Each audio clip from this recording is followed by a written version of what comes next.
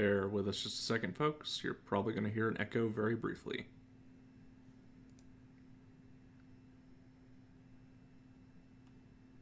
Bear with us just a second, folks. You're probably... Okay, and Vol, say something. You're going to hear an echo very briefly.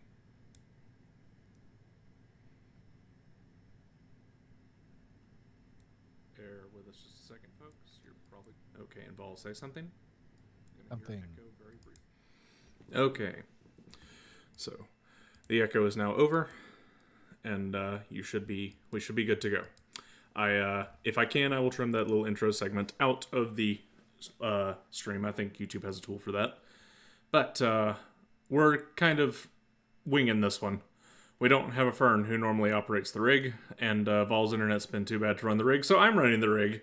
And every time I run the rig, I only do record and upload after the fact. I have not streamed with it in years. So it'll be fine. So no, am I kidding? It's gonna be a disaster. Yeah, it's gonna be a disaster. It's us too. So this is a filler episode of No Excuses on YouTube.com with your favorite show hosts, Ari Still and Voice Help. And we're here to bring the latest news and commentary for the week without Fern, because Fern at the very last minute told us he had work. And he said that he might get back in time. He might rush home and then join the show and then finish the show and then rush out again.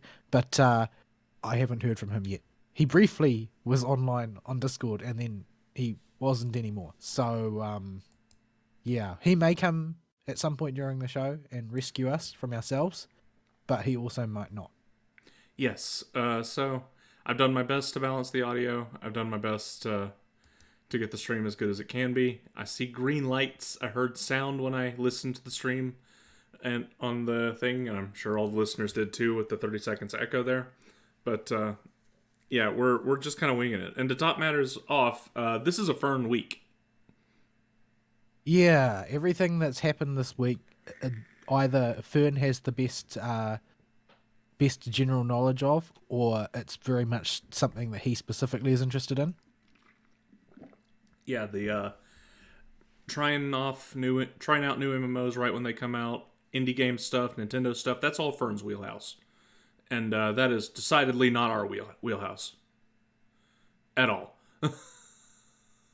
So, we are going to put most of that stuff on the back burner for next week. And we'll get to it when Fern's here and can actually talk about it.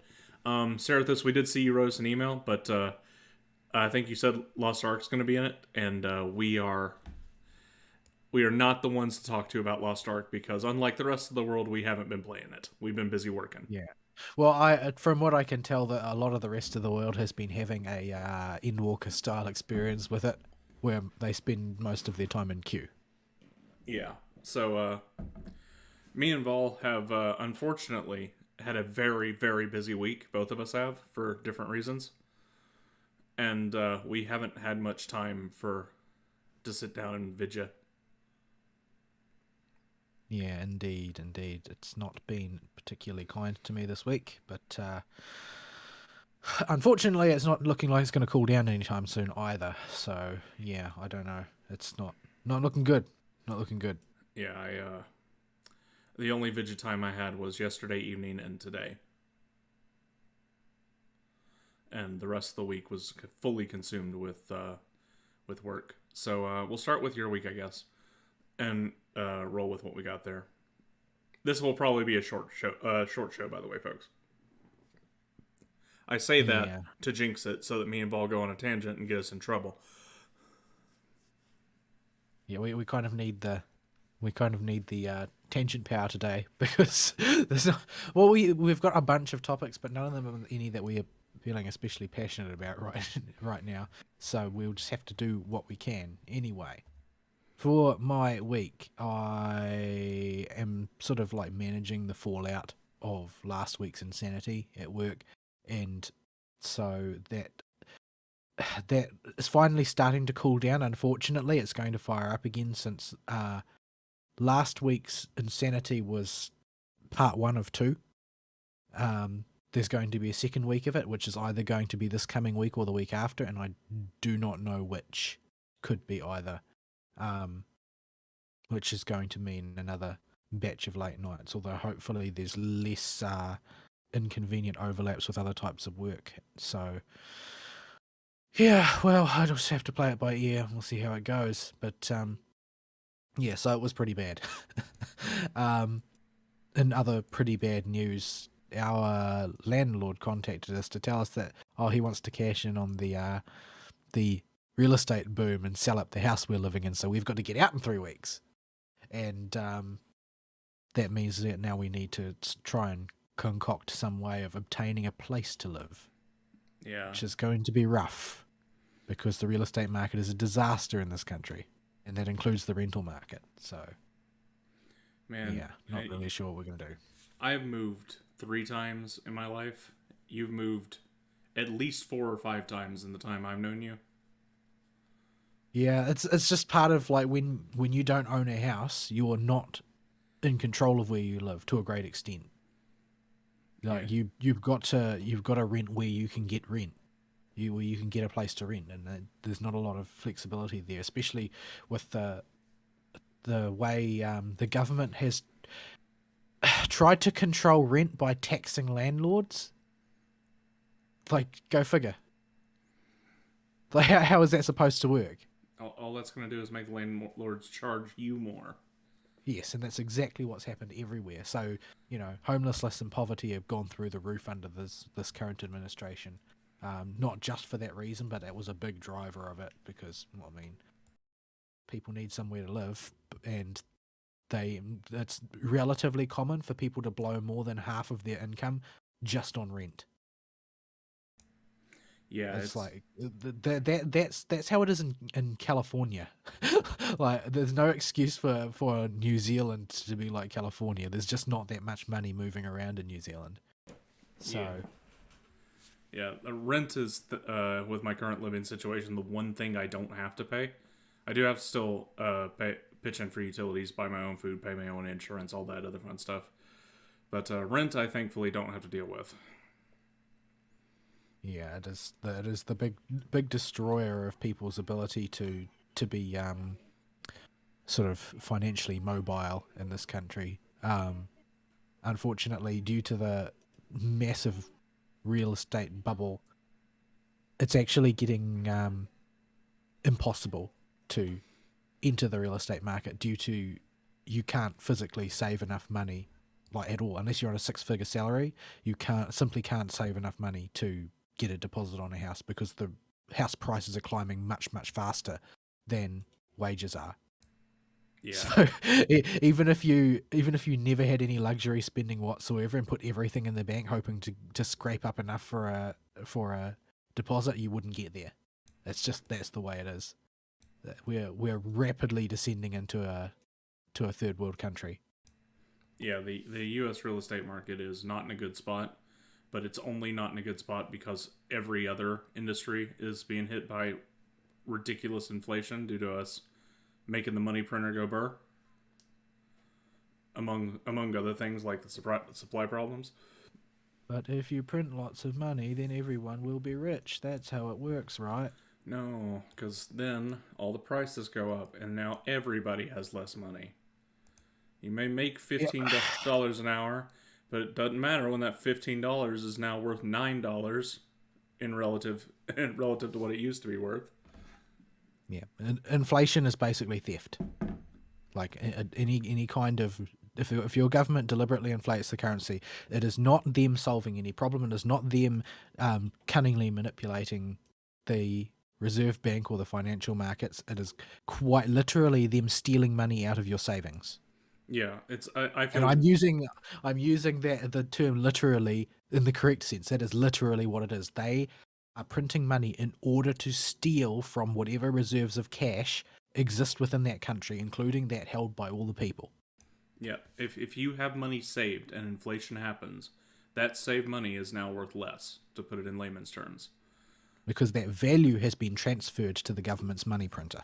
Yeah, there's now a gazillion more dollars circulating around.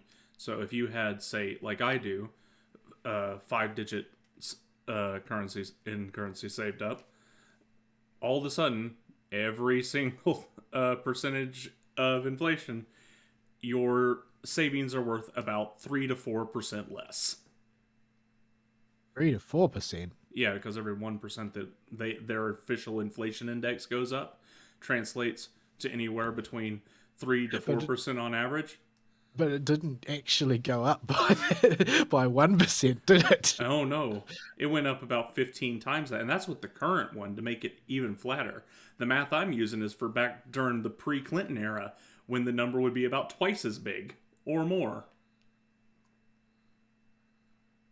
Anyway, it's rough. It's rough, and there's no way out. One of those things, unfortunately. But yeah, so I haven't had a lot of time to play video games this week, except for on my day off at the start of the week. But we'll cover that last, since Ari's a participant in that particular debacle.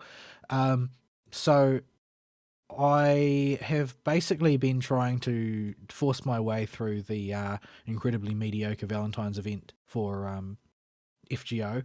And I'm not quite finished yet, but I've done most of the grinding. Whether or not I get to the challenge quest and knock that out as well, that remains to be seen. I'm not really a fan of challenge quests since they've become so crit focused rather than having interesting gimmicks like they used to. But yeah, unfortunately, while the event is not the worst one ever, the story is pretty much entirely dependent on how much do you like Sei Shonagon as a character, because it's basically just the Sei Shonagon show. Everything is about her. It is essentially just a promotional event for the release of the servant Sei Shonagon. It's not There's not anything more to it than that, and she's a character who you either love her or you hate her, or I suppose there will be also a band in the middle who are completely and utterly ambivalent towards her. There's nobody who kind of likes her or who kind of doesn't like her, because she's an obnoxious zoomer. I do have one person in my friends list who quite evidently likes her an awful lot, because has raised not one but two Sei Shonagons and is well on their way to maxing them out. One of them has been fully grailed and fully food. That was surprising. I did not expect that she had fans of this magnitude, but evidently she does. So yeah, the event is not really anything to write home about. It's just another silly story of like, the game even, I think, lampshades it themselves of as more dream shenanigans when protagonist reports to the other servants about why he's been in a coma for the past week or whatever, and everyone just shrugs and says, "Oh, it's more dream shenanigans again." But yeah, I'm not a huge fan of Sei at all. Like, she's just kind of an obnoxious zoomer with an annoying voice, so I didn't roll on her. Don't plan to roll on her. In fact, I'm going to be keeping the bulk of my quartz probably in stasis for Castoria, because, meta distorting supports, you don't want to not have them if you can help it, because it will be very hard to obtain any kind of strategic advice from anyone if you're just missing the fundamental tools required to carry out pretty much all the strategies that are currently in use. But that's just the way it is, unfortunately. Most gachas seem to wind up in that place to a greater or lesser extent eventually. So yeah, I'm just going to soldier through that. I really want to put together enough free time to go through the story, because I still haven't done the story for Atlantis, and Olympus is not too far away, so I'm sort of annoyed that I've fallen behind on that, but I've just been more or less too busy for anything. What has eaten into a lot of the time that might have been devoted to that this week, though, has been my foray into Pinecone. So it's that it's their anniversary gala, I think it is. Yeah, you're catching the tail end of it. We had a huge ton of free gym distribution before this too, and all kinds of like triple drops and stuff that was going on. And at the very tail end, we get the current thing that you're getting the joys of experiencing. Right, yes, the juicy part that everyone was waiting for, the free 10 pulls. So they're doing 2 weeks worth of free 10 pulls. I don't know what one we're up to We presently. have 2 or 3 more left. I don't know if we've got 2 or 3 more left. I don't know how many more we've got left. Oh wait, we got But 1 or 2 more left.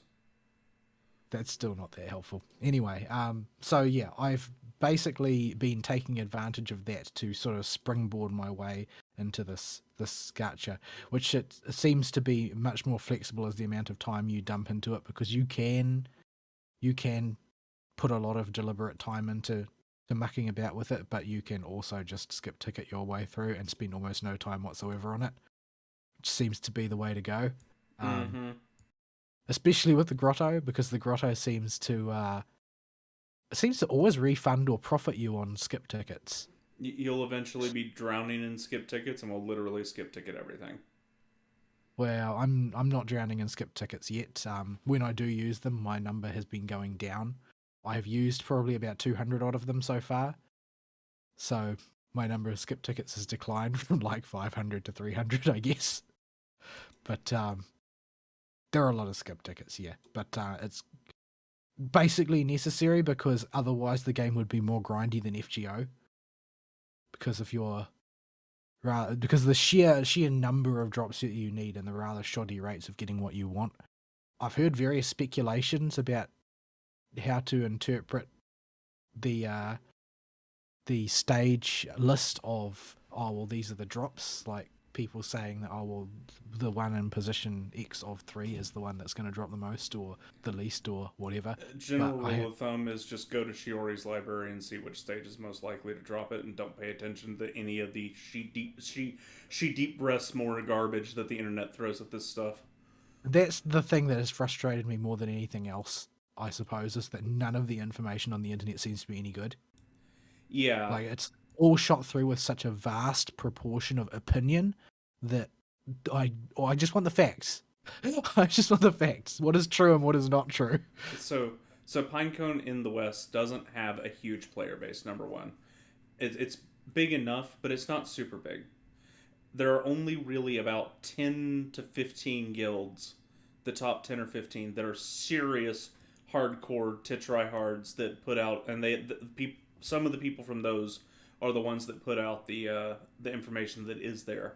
But the problem is, due to our low population count in the West, all they can either do is A, repost stuff from the Japanese and Chinese servers, or B, just tell you what they're doing that's going to be heavily opinion based and have almost no data behind it. Yeah, I feel like a game like this is particularly vulnerable to that because, well, for a lot of people, there's going to be waifuism in there. Like, people are going to like defend their waifu to the death. They're going to poo-poo characters who are not their waifu, and they're going to cope hard on the ones that are. So yeah, it's waifus are a real thing in this one. The one that got designated my waifu chose me rather than me choosing her, but everybody else seems to have a favorite they super attached to. Like, there's a ton of Carol fans, there's a ton of Pecorine fans, there's a ton of Ilya fans. The people, I'm sure the anime would have generated a massive number of additional Carol fans because they have done a really good job of enlivening her there. Yeah, see our live show chat in the Discord a few weeks ago for the sheer amount of Carol gifs that are just available if you type in Princess Connect Carol on Discord. Yeah, I haven't formed any particularly strong attachments to any characters yet. I haven't played through very much of the story though, so yeah, I'm still very far behind in going back and rewatching them. I've started to go through them, but I'm somewhere in late chapter 4, early chapter 5. It just there's a lot of story to go through. It's not as much as like FGO or something, but it's still very chunky.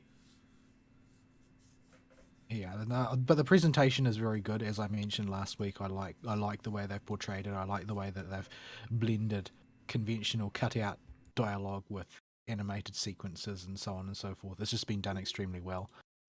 So I've enjoyed what time I've spent reading the story, but it hasn't been all that much. The regular, there are regular events which are just talkie cutouts, and there are also ones for the individual guilds that exist in the setting. I haven't watched most of those, but I did watch I think there's only 3 parts, or maybe it's 3 parts so far, or something, of the Carmina Guilds one, because I had used both Chika and Nozomi, so I had enough bond points to actually see the 3 parts of that story about them doing their debut concert, and they actually end it with an animated sequence of their concert. Yeah. Which I was sort of surprised that they went to that much effort. I expected them to cheap out because most gacha do. I remember the Diablo story was really funny. The Ilya pudding and the succubus girls. Yeah, I haven't watched those yet, but I'll get round to it because there's lots of jewels for it. They're quite free with giving out jewels generally, but I don't know when that's going to dry up because I'm still in the honeymoon phase where they give you tons because you've just started. So as long as there's content to progress, you will have an influx of jewels.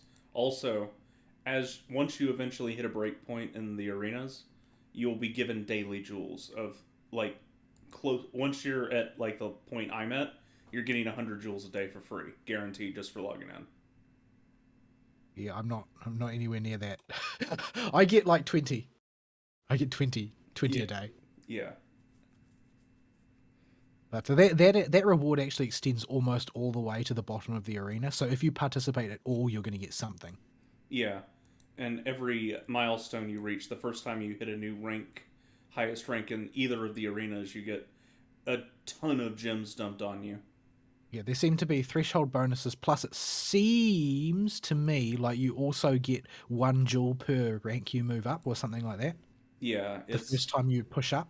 Yeah. So the difference between your last best and your new best is how much you'll get when you hit that, plus a bonus if you've hit a major threshold. And that then seems to be anyway. It's not written down anywhere for some reason. yeah, the number of gems you get increases dramatically as you scale up the ranks, with the last few giving you quite a few gems for pushing through.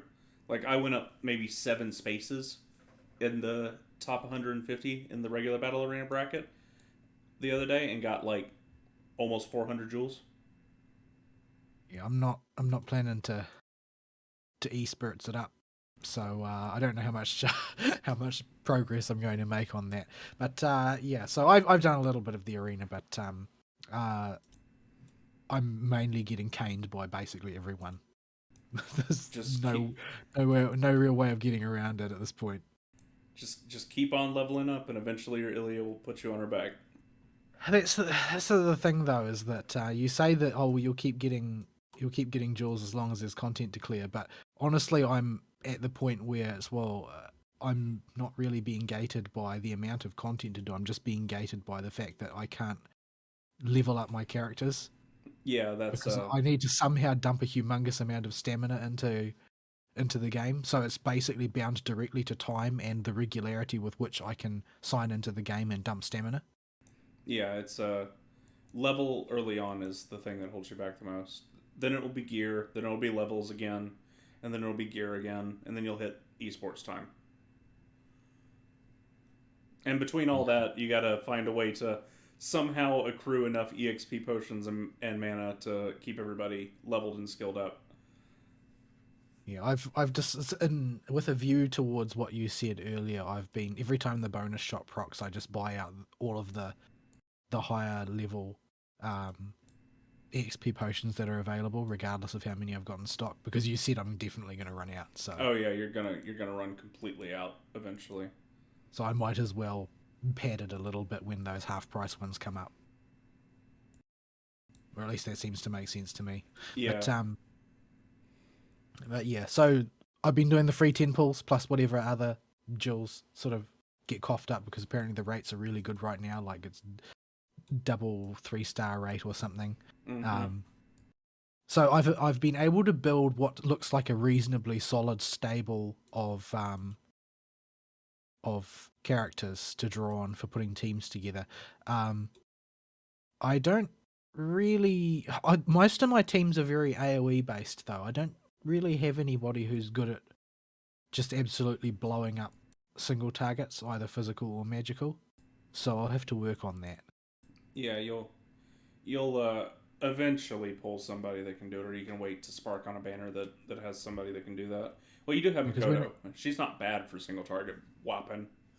yeah, but I've got so many things. The big problem is I've got so many things to skill up right now and level up right now that I just don't have the resources and time to do all of them. So Makoto will fill the role relatively well for physical, but it seems like the big problem is I don't have a magical nuker. I don't know who will be a good magical nuker, because mainly when it comes to magical solutions, if I know she will survive, I'll just use Ilya. If I know she won't survive, then it's basically down to Carol, because I just don't have anybody else. But they're both sort of like AoE, relatively low damage comparatively speaking, although because of the health cost, Ilya has an advantage in terms of raw numbers.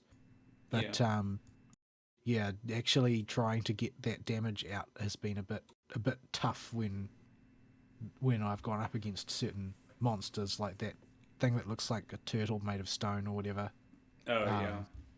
That thing basically takes like single or double digit damage from my melee characters. So it usually ends up being, oh well, I guess I'll wait for the healer to kill it. Yeah, the unfortunately the only two really great magical nukers, one of them is limited, Summer Carol, and the other one is Kyoka, who's the little purple-haired lolly with the big staff. Right. And are they both 3 stars, or is they're both 3 stars. Yeah, so there's no cheap option, is it? No, there is hope you get Kyoka or wait for the summer banner and spark Summer Carol. Yeah, I presume most people do plan ahead and hoard what they can, since there is a spark system. You can reliably target things. I guess that's to the game's advantage. But yeah, I appear to be quite blessed with 3-star tanks at the moment, having gotten a whole bunch of them. Salty that you got June 3 times or whatever. Twice. I got June twice. I got Nozomi 3 times. Man, you have no idea how hard it was with me and Pudding crawling my way through the game early on. And I got Ruka twice. Ruka got released recently-ish. She's new-ish. So I don't know much about her. I can't tell by looking whether or not a character is good. So yeah, she looked like a tank approximately by looking at her abilities, but I don't know, like, because there's such a huge amount of stat scaling. Like in FGO, if you look at the way a character is at the start, then you can sort of spitball where they're going to end up long term once you've gotten a rank or two in their abilities. You don't seem to really be able to do that in Pinecone, because the amount of stat growth that takes place between the beginning and max level is enormous. And it's very hard to gauge how things are going to scale later on, especially once you introduce things like the special equipments and the EX skills and that emerge further down the line. Oh, just wait till we get 6-star upgrades that completely rework characters when their kits fall behind. I mean, it's the sort of thing that you kind of need to do to freshen up old characters, but yeah, it's and then add on top of that the fact there is no level cap, effectively. The level cap will always be increasing. 124 is the level cap right now, but give it a month and it'll be 127. So the level cap constantly is creeping higher and higher. Yep, I don't know I don't know how much patience I'm going to have with a game where I'm never going to be able to catch up. But yeah, I started 5 months behind, 6 months behind, and I came in right when the Summer Pecorine banner went up. She was the first limited character, and it took me until last month to catch up. Yeah, it's a bit rough. But it's got a bunch of story content, and so to keep me entertained, and it doesn't require me to leverage a huge amount of effort. Though I can see that there is a very there is a very deep strategic game there, but it involves playing around with a lot of numbers that I just don't have the patience for. So Yeah, I'm it's going to be looking for the most approximate 80-20 solution strategies that I can find. yeah, there's a lot of deep thinking that can go into the team building and finding a way to make something work with your characters. And when I've had time, some weeks I've sat down and really crunched out a team that can do a hard quest before I'm supposed to really be able to do it with the current teams and gear I got. But it takes a lot of experimentation and a lot of pause, retreat, only lose 2 stamina that way, and try again and see what was and wasn't working, because the information and the numbers on the internet aren't going to help you because they're all wrong. Or they all say you need June. Well, I mean, I've got June, so I can do that. Well, I don't really get it. Like you've talked up June basically on behalf of other people who've talked up June, but I don't really get what it is that's so great about her, to be quite honest, other than like her being made of stone. Well, Like there's not really much else that I can understand about it. on boss fights especially, having the main tank be, for all intents and purposes, practically invulnerable is a huge boon, because if the healer doesn't have to waste their time dumping heals onto the tank, they can top off DPS that are getting sniped, and you can run more DPS instead of having to run an off tank like Shizuru, because the healer will be focusing on them. And June also has a heal around her like Nozomi does, I think. Right. I don't remember exactly what her abilities are, since I've mainly been using Nozomi as the main tank rather than June, because June doesn't seem to be good for, like, in my experience, doesn't seem to be that great for a lot of situations that aren't like explicitly a boss that she has to soak all the damage from, because she doesn't seem to really benefit the rest of the team that much, whereas Nozomi provides pretty hefty buffs all down the line. Yeah, Nozomi's buffs fall off really bad with scaling, but once you give her unique equipment, she gets her utility back, and that instead of her utility being to buff the party, it's to debuff the enemy's physical attack. Well, So the other thing is though that she acts as a magnet for the rocks getting flung by the guys who keep trying to obliterate my midline. that she does. So yeah, she's been. I think she's definitely not like rock hard the way June is, but in terms of general purpose things, she seems to have a lot more utility under her belt than June does. So Takes them she hatchets also like a pro. heals. Yeah, she also heals, and she also buffs, and she also taunts, and her damage is trivial and painful to look at, but generally speaking, um, a very useful unit. But yeah, I've been overblessed by units that I don't have the resources to level, and I'm enviously looking at other people's higher numbers of stars as they want me in the arena. But I'm at the point where I'm continually being pushed down the ranks all the time in the arena, so I'm not really making any headway. But if I let it carry on long enough, I'll be able to start beating people again, I suppose. Yeah, But yeah, I guess I'm having fun with it. It's been a little bit intense, of course, because I've been pretty heavily focused on trying to churn through as much jewels as possible while this banner has got good rates, which I think has paid off. I mean, I've gotten a huge number of dupes, but Divine Amulets are getting still useful. getting things like having available to me, Shizuru and Reno and Ilya and all of these big names right off the bat, just because I'm pouring my effort into strip mining this banner of everything that I can get out of it. Having a broad spread available to draw on, I'm sure will pay off in the long run, even if I can't afford to raise them all now. So Yeah, I yeah. think I told you won as soon as you got Nozomi and Makoto. It's like, that's it. That's all you need. Yeah, so I build them up enough, then that should be a way to brute force most content ahead of me. Yeah, even if you got to level up a little bit more because you don't have a extra physical puncher for a while, eventually you'll get Kaori leveled up. Which one's Kaori? The one with the tiger fists and the big boobs.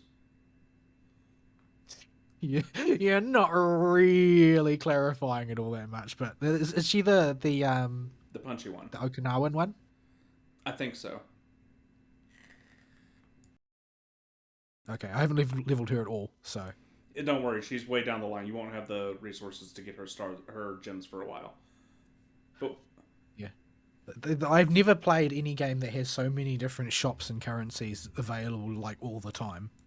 Yeah, it's once you get used to it, it's actually really fast and simple. But at first, it's like, oh look, you need a bajillion different currencies, but they're all isolated enough that it starts to make intuitive sense later once you punch and play with it a little bit. Yeah, I haven't even unlocked all the features yet, and it looks like it's going to take me quite a while to do so because some of them require you to clear quite high world numbers. But I'm sort of a bit perturbed by the way that they've distributed their memory shard farming mechanisms. It looks like some of them seem to be, oh well, you can just farm them. Just go once you've got access to a level, you just farm the crap out of it, and eventually you'll be able to level them up. I don't know what the drop rates are like. But they're about somewhere between 33 and 66%. Not right. Some days I'll tell you it's exactly 50, and other days I will tell you it's 20. And other days I will tell you it drops every single time you do this one. It seems to be all over the place. So it's pretty high, but not guaranteed. Yeah, but it seems to me that it's a bit weird. It feels a bit weird to me that there's such a massive discrepancy between how hard it is to get those shards for various characters. Yeah. Like, the farmable ones seem to be more or less effortless. Like, you get access to the stage and you can just, as much stamina as you want to pump into it over time, you will get out of it the shards that you need. And to a certain extent, once you've reached a sufficient level of power, although you need to put in more effort, dungeons seem to be the same. But ones that are bound to things like arena and clan battles seem to be a little bit less fair. Because if you're getting teabagged in the arena, there's nothing you can do about it. Yeah. If everybody in your bracket is better than you, if their units are more built than yours, well, you're just going to have to deal with getting teabagged, aren't you? And clan battle's just not available to me, so I don't know. Well, yeah, we haven't had a clan battle since you started playing, but since you're in the guild, you should be able to participate in the next clan battle. And you get gems depending on how well we do. You get some depending on how well you do, but you'll get clan battle coin. The most clan battle coins you get are at the monthly tally, depending on how well the clan does as a whole. So as long as me and Abo don't slack on it and miss some of our attempts each day, we should be able to get a good number. We can usually do 3 laps, and we'll explain what that all means when the clan battle actually gets here. But usually we wind up walking out of there with about 3,600 coins to go dump in the shop every month. Yeah. Well, at any rate, there seems to be a lot of content to it. So, yeah, I guess we'll just see how it goes. It seems to not bully me too much for being slack, which is good because I'm slack. But yeah, the equipment farming thing seems to be a bit vicious, but it's also got that request system that makes me feel like a bad person every time I use it. I felt that way at first, and then I just realized, everybody's requesting stuff all the time, and the high level people aren't doing anything with their 800 of this silver or gold material that's just sitting there rotting in in their bags. There are a few select pieces like the green earrings and the feather necklace. Oh my goodness, I'm so sick of farming the green earrings. Yeah, so those you're probably not going to have Insta-10 donations on. Yeah, I put them up once and I wondered why nobody donated any. Yeah, and it just expired. But it was like, well, now I turn around and I reach more of my characters reach that level and I realize that everything needs green earrings. Everything. There are no exceptions. It's just green earrings from top to bottom. I've spent hundreds and hundreds of stamina farming green earrings, and I don't even have half as many as I can use now. Oh, yeah. Yeah, green earring, and it gets even better because they become pieces of better equipment. So future equipment will also require the green earrings. Yeah, I'm gonna have to look up and see where the drop rate is good, so that I'm actually farming the right maps. But I suppose that there's also sort of a muddling principle in that, because I am trying to raise so many units at once. Oftentimes, it's better for me to use a suboptimal farming location for one of the things that I want, because on another location I might be able to farm up for 3 characters at once. Yeah. So This is a thing with a lot of pulling. balancing to do with it. This is a thing with pulling on the super high 3-star drop rate banner. Is you have way more units than somebody like me did at this point in the game that are worth actually dumping resources into. Because I'm drowning in really top notch units that are all desperate for for my attention. yeah, I had like Summer Pecorine and Shizuru when I was at your point, and that was it for 3 stars. Nozomi, Reno, Makoto, and Jun, plus the untouched Shizuru and Ruka. So I'm drowning in awesome units that I can't use very well because I can't get the equipment for them. Can't raise my level fast enough to make them more powerful. Going to the arena, getting teabagged by everybody going past. Desperately trying to regain my dignity as much as possible in any given day. But I'm still managing to get a few successful defenses each day. Not very many. Yeah, well, you're running into mostly newbies who are just like you and don't know what they're doing. So you're gonna have people that show up and just like, oh, I'll just do this. I'll just try and punch this guy and get whomped by your Ilia or something, because they've never seen an Ilia before.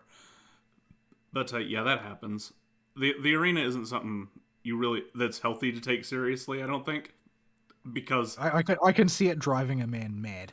Yeah, just like the people that took PvP seriously in Azure Lane, like the amount of time that they've spent spreadsheeting in order to get to where they were, like because I was so orthogonal to the rest of the meta, I was able to claw my way up to the top 10 and sometimes even hold like top 100 relatively comfortably throughout a season. But that was due to me being orthogonal to the meta, not due to me being tier hardcores. So yeah, because I did the equivalent of building an entire team designed to soup up Tamaki. That was basically the way my Azure Lane fleet worked. Like that it would put all of its power into one big cannon that would blow up the only thing on the opponent's side that actually mattered. Like the Tamaki and Pinecone. Yeah. So mine was based around Warspite and anything that buffed Warspite. And Warspite was basically in exchange for the inability to volley the Vanguard, it would always fire incredibly powerful shells directly down the back line to their capital. So, yeah, it was the same sort of strategy as the Tamaki strategy. But because that was not considered to be the done thing, most of the strategies were relatively sort of tanky focused ones. It tended to punch a hole through the middle of a lot of teams, not like the very finest ones, because otherwise it would be the top meta.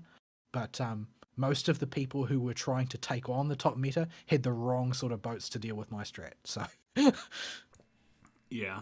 So yeah. But the people that were really into it, they had to spend an awful lot of time on the game. Like they would be mono gamers for Azure Lane, basically. You wouldn't have a choice. But yeah. Every day I log on, I've lost all the spots that I gained in arena if I win, and I'll get some defenses. I'm very bad at normal arena. I've lost about 600 places in the last 24 hours. Yeah, that happens.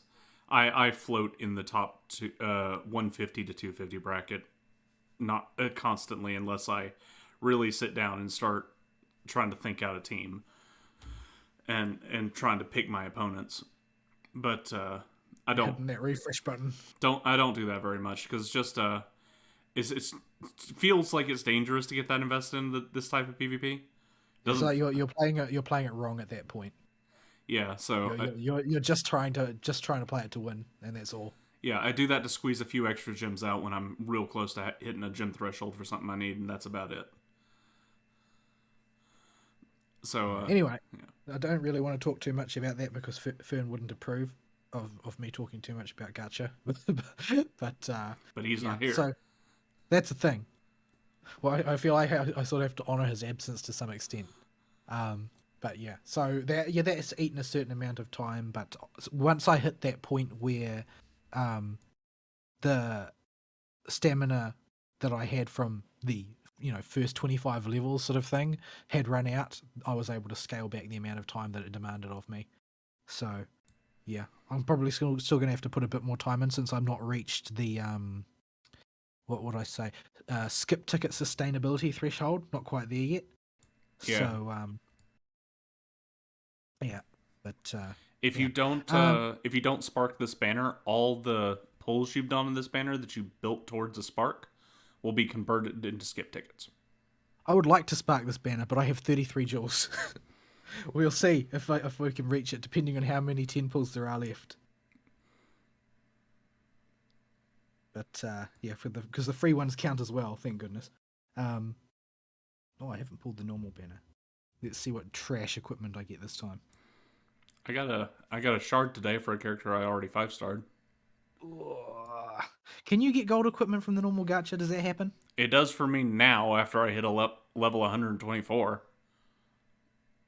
I did not see it before level 124. Yeah, I've got an inventory full of that mountain of gold equipment that they give you when you start playing. But I have a funny feeling that's going to get burned through real quick. Yeah, that might be enough for like a few characters pieces here and there. Yeah, I've used a couple of them already, but I'm already short of the ones that I need, unfortunately. Yeah, I don't know at what level these things become useful, because there's an awful lot of them. But yeah. What else? Did I do anything much else during the week? Not really. I haven't tried to take on any new anime because of the amount of time that would take. I did start try to pick up again the Pinecone anime since I was in that mood, and while it did annoy me at first when I watched it originally for the review, and the early part it is quite weak as far as a pilot goes, because it basically follows along, give or take, with the way the mobile game does it, which works better in a mobile game format, because in a mobile game format the expectations for the story are lower from the outset, whereas a television pilot is supposed to grab you by the balls from the outset. That's how it's meant to work. And the Pinecone one doesn't do that. But over the course of the next few episodes, as time goes on, you can see that the writers really know what they're doing when it comes to sort of presenting you with something fun. And that's clearly what it's for. It's not designed to genuinely grip you with the storytelling or anything like that. It's very much something fun type of anime. It's the sort of one that is actually a really, really good marketing exercise for the product that they're actually trying to sell, being the mobile game, in that you get to see a lot of fun events with the characters, and you get introduced to a lot of the sort of casually introduced to a lot of the characters that have important roles, and ones that and you don't see so much of early on in the story and in the mobile game.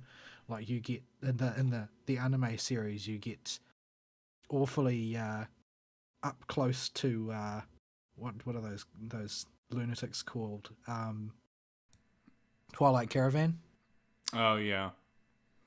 Yeah, you see plenty of them in the in the anime. There's like an entire episode that is focused entirely on them and their excesses. Yeah, yes. You can. I haven't watched most of the anime yet. I stopped around episode 3 or 4 in the first season, but the Reddit was flipping out over season 2, episode 4. So I turned it on, and holy crap! I see where all our gacha money went. If they're going to put the gacha money back into making things that are ostensibly for the fans, it's hard to sort of begrudge them that. Yeah, it looks really good for a gacha game anime, and they go really over the top with the. They have doubled down on funny facial animations. Considering where they already were with Carol and Kokoro, that's it's a bit of an ask to take it up another notch. Maho, Makoto, and Kaori get. I'll see if I can find a picture. Yeah, the one thing that I think that really benefits from it is it's not hobbled with the waifuism that the mobile game is, because the biggest problem with the writing in the mobile game is the way everybody, anytime the protagonist is actually present, everybody just drips simping them, like it's just simpery left, right, and center, and it's a real millstone around the neck of the writing. There are occasional bits that work, but most of them don't. Like, I suppose it's sort of all of the characters in the story have their own unusual predispositions due to half remembered things and memories that they don't have, but they have the feelings that are associated with them, which causes them to behave differently or strangely. I've found the picture. I posted it in live show chat. And so they've got this sort of like they've got this sort of crude excuse for oh well, this is why the characters are all simping for the protagonist, but honestly it doesn't ring very true. There are some that, you know, could be worked for drama if the game was trying to build a stable plotline, but it's not, because it's a gacha game, and when it comes to character development they're not really targeting that. But yeah, I could see how they could rewrite the story as sort of like a harem rom-com if they were so inclined, because they've got the bones of it in there, but the way everything is trying to play out in parallel doesn't really quite work so much. What are you doing, Aristeel? You're trying to corrupt the fan base. I'm just flipping through the most upvoted pictures from the last few episodes on the Reddit. I see.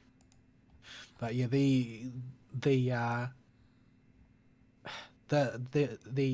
whatchamacallit, the anime gives a lot more prominence to, well, basically they set out to make from the outset they make it very clear that the linchpins of the story are going to be Pikarin, Carol, and Kokoro, and that everything is basically going to revolve around them, and they are, and for some reason, special amongst everyone else, and it's an astonishing coincidence that they all end up in the same place due to, you know, the procession of events. But they give Kokoro a much stronger role as sort of like the heart of the guild. As your sister mom?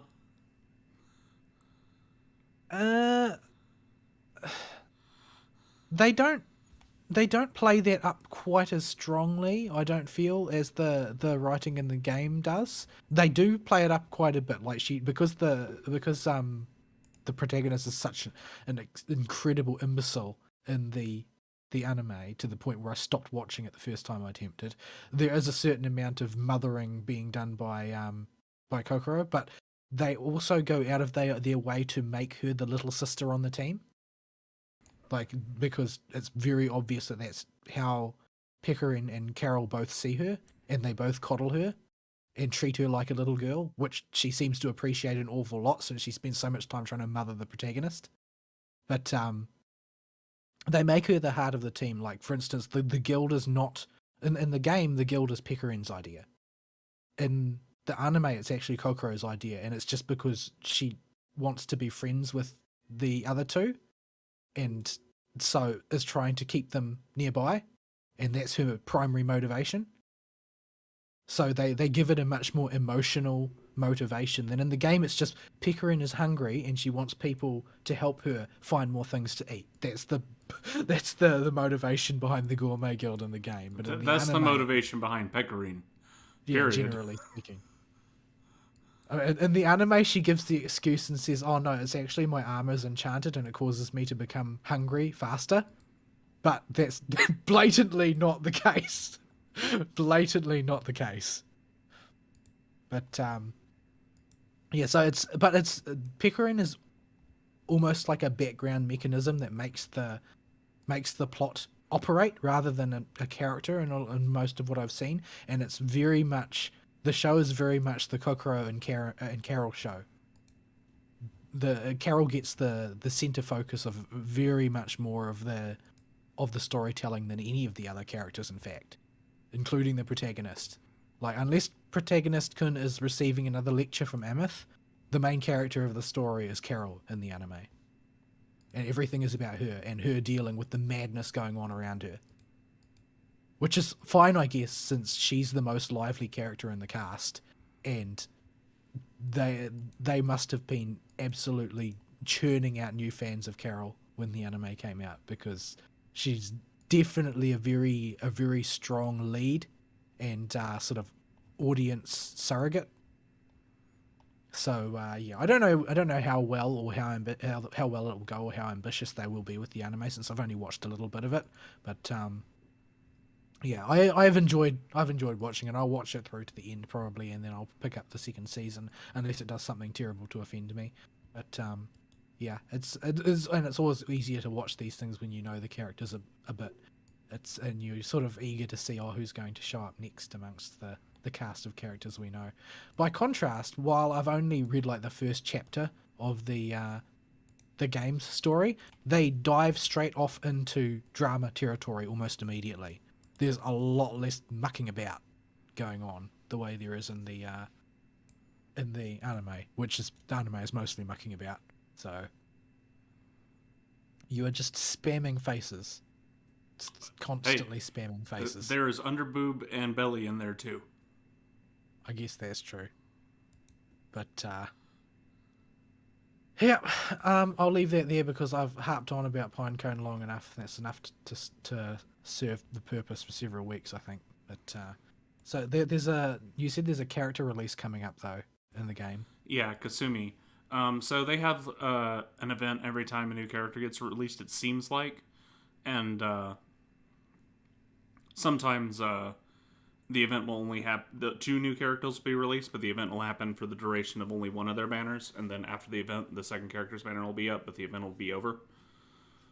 And they'll usually come with a welfare. This one doesn't, I don't think.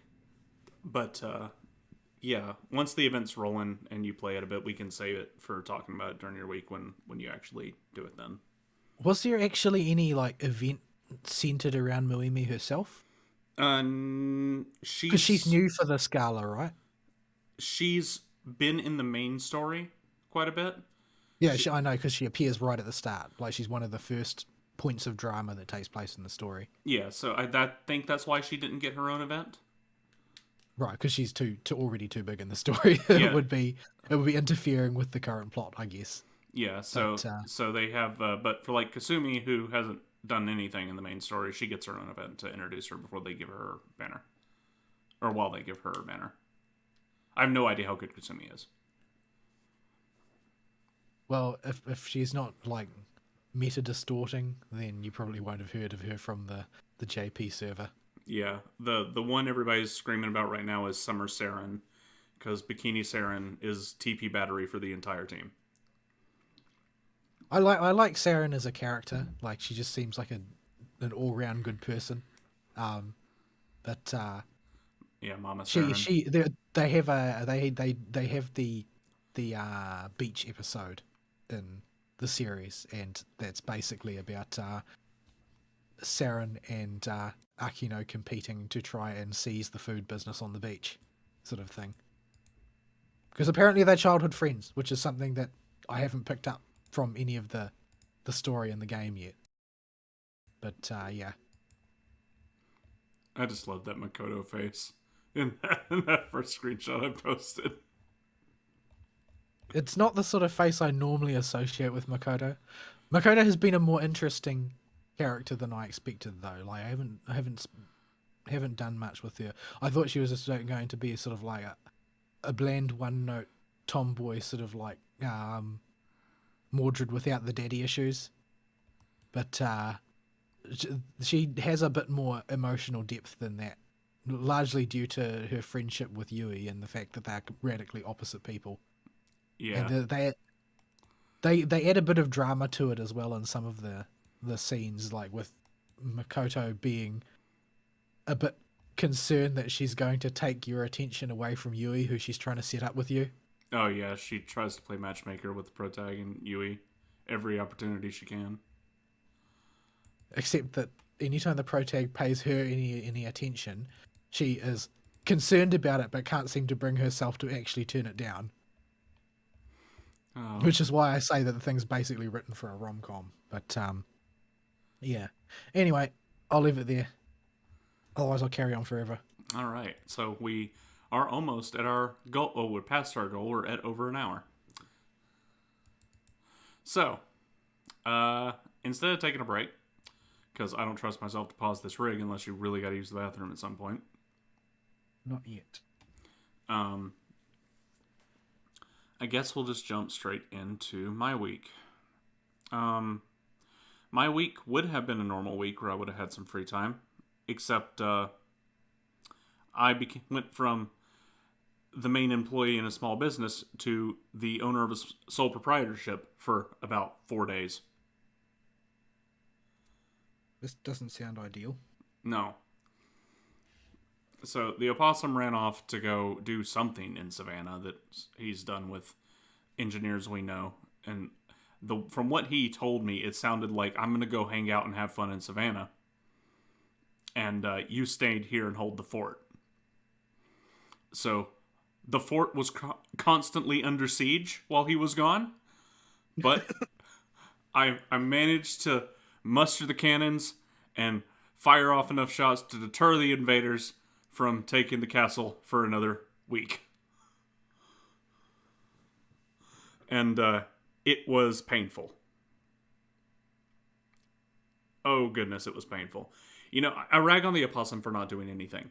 But just having a warm body there to answer the telephone so that I can do the actual work is incredibly valuable. Because as I've explained many times, I can't walk and chew bubblegum at the same time. There is no way I can work and talk on the phone at the same time with customers.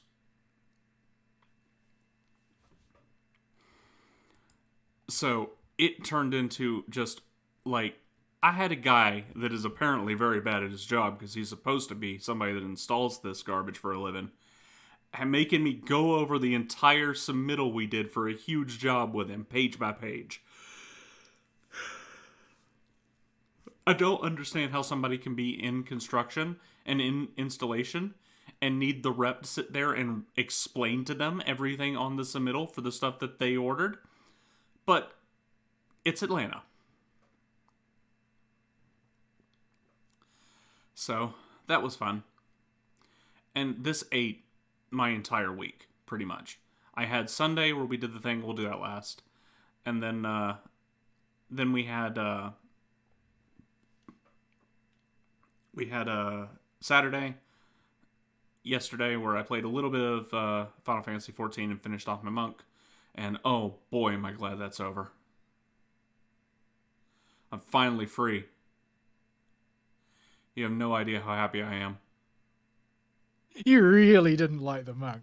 But I can't say I blame you, because when you tried to explain it to me, I did not understand. Yeah, it is a right pain in the butt class that only super autismos will love. Like, if you enjoy playing Factorio while doing Royal Guards in Devil May Cry at the same time, go play Monk. That's about the type of brain you need to operate that class at peak efficiency. And that ain't me. That ain't it, Chief. Not when I'm in... Because when I'm playing Final Fantasy XIV, my brain is in a very different headspace than when I'm playing really even other MMOs, but any other game. Because an MMO, I can play with a controller. I played in a very relaxed way. I'm playing Final Fantasy XIV to wind down, or to do something with people without stressing myself too much, or to just make some numbers go up while I listen to a podcast or something. It's good for that. And because I don't take it very seriously, that's about as far as I take it. When I'm playing something like Monk in that game that requires incredible attention to everywhere on the screen. I have to like sit my chair up straight and focus real hard on my meters and pay close attention to everything going on and be sure I'm not overlapping 3 different types of buffs all on different timers and a 1-2-3 combo that is actually 1-2-3-4-5-6 that randomly replaces 1, 2, and 3 with 4, 5, or 6 depending on what the timers are like. It just is too much brain work for what I treat Final Fantasy XIV as.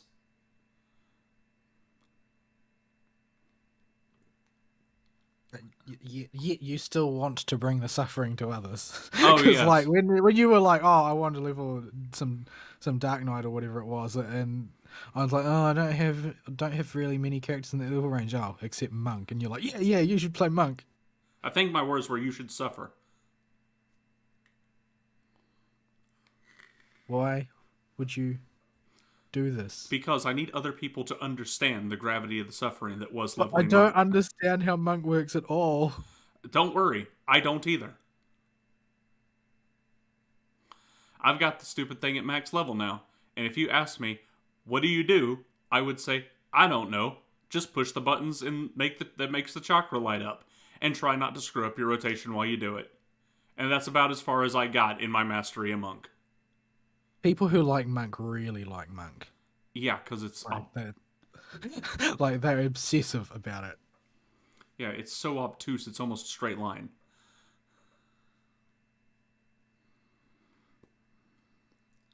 But, yeah, it's a mess. I hate that class. So, right now, I'm poking at Bard a little bit. I want to level my Dark Knight. Not so much because I want to play Dark Knight, but because I've been liking the little bits of the story I've done so far, and I want to push it forward a little bit. And yeah, I liked it. Relatively liked it. I don't much like the gameplay though. Like I've gone back and forth on how I rate the tanks in terms of my preference. Not necessarily in the quality of their construction and their design, but I like the warrior the most as a whole class, with the paladin shortly behind. Though they feel very different to me to play. But I like the unga bunga of the warrior. This is very shut brain off, be hero, hit things with axe. Ari, why is my health going down? Yeah, I feel really bad when I play warrior for one reason, and that's that everybody says warriors don't take damage, and I take a huge amount of damage for some reason. Like, even if I'm using all my cooldowns, I still take a huge amount of damage. I don't know what it is that all these other warriors are supposedly doing. I think my suspicion is that what is actually happening is that they're on Discord with their healer, and they tell their healer, don't heal me, and they use home gang, and they exploit the crap out of it, basically. Yeah, and they spend the maximum amount of time at the dead point, and then just before home gang expires, they heal themselves to full, and then engage in tanking from there. So that the first part of any given fight, like that first 10 seconds plus the bloodwetting 8 seconds or whatever, is like, that's just immortality time. Nobody can kill you for that 18 seconds. And if everybody in your group is ignoring their other duties to AoE the group mobs, then I guess you never need to heal. That's my speculation on it, on how that particular approach works. I only have reference in general from tanking, because I don't esports Final Fantasy XIV at all. I don't even read that much into what goes on at the top level stuff. I installed a damage meter to see how much damage the trust does. It's the only reason I have it installed. But when it comes to you tanking specifically, you are, like I said in Dead Ends earlier today, you are the opposite of every other tank when I get into an expert roulette. Every other tank takes really low damage on the trash and will get clobbered by the bosses. You do not take any damage from the bosses and get clobbered on the trash. Yeah, and I think that's because I underuse my cooldowns generally on trash, but I'm very focused on correct cooldown use on the bosses, which is why, I mean, you saw me solo the second boss of Dead Ends that time. Yeah. Because it was necessary, and so I did it because I didn't want to run back. I didn't want the shame. But yeah, so it's you do have a lot of self healing power as a warrior, and I can sort of see ways in which you can exploit that more broadly in trash pack fights. But yeah, I the thing that one of the things that's bugged me the most is that every time anybody complains on the internet in whatever venue and says, "Oh, I'm a healer, but I'm having real difficulty healing tanks." And particularly, the one most complained about is Dark Knight, since it's the one of the harder ones to do properly at the moment, since they have very little self healing capacity. Um, they'll say, "Oh, I'm having really trouble healing tank X. Am I doing something wrong? What should I do?" And the answer is always, "Oh, well, it's probably not your fault. It's probably just the tank is bad and not rotating their cooldowns correctly." The thing is, everybody says, "Oh, it's the tank. They're not rotating their cooldowns correctly." But never once have I seen anybody explain what they feel rotating your cooldowns correctly looks like. And it They doesn't. just say, "Oh, well, you're not rotating your cooldowns correctly." Well, if I use all of my cooldowns, or if I use all of my cooldowns at once, except for home gang, I will still die just the same if the healer does not heal me, and I don't have bloodwetting up. If I have bloodwetting running, I don't need any of the other cooldowns. So what exactly constitutes doing my cooldowns correctly?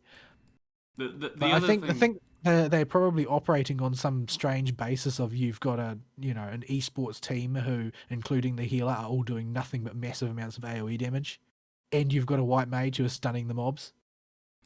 Yeah, so it's like that takes all the agency away from that healer as well. Like when I'm healing, the more we do content together, and the more we do that content in particular, especially as an astrologian, because the type of healer you are matters as well. An astrologian is always all about predictive direct healing.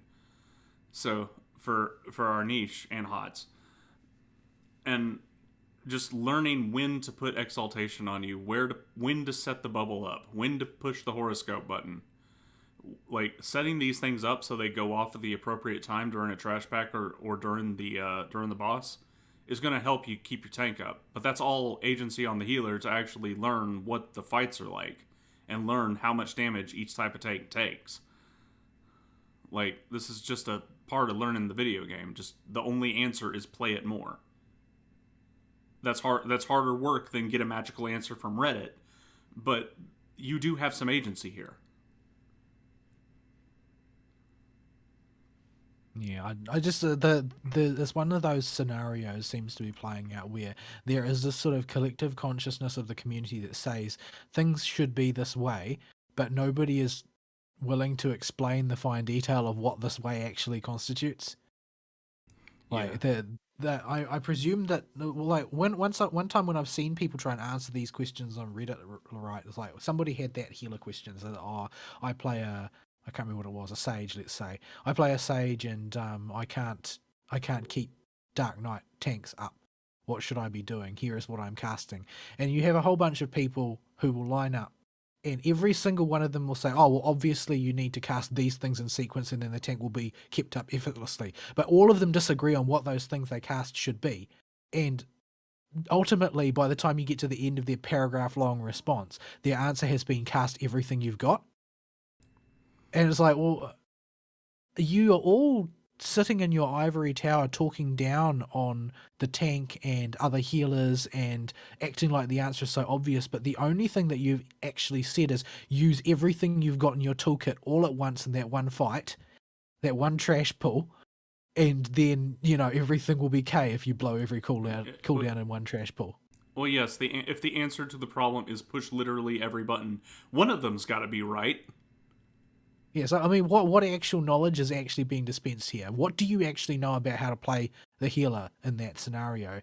Or are you just trying to sound knowledgeable because everybody has been acting like the answer is obvious and you don't want it to be obvious that you never knew what they were talking about either?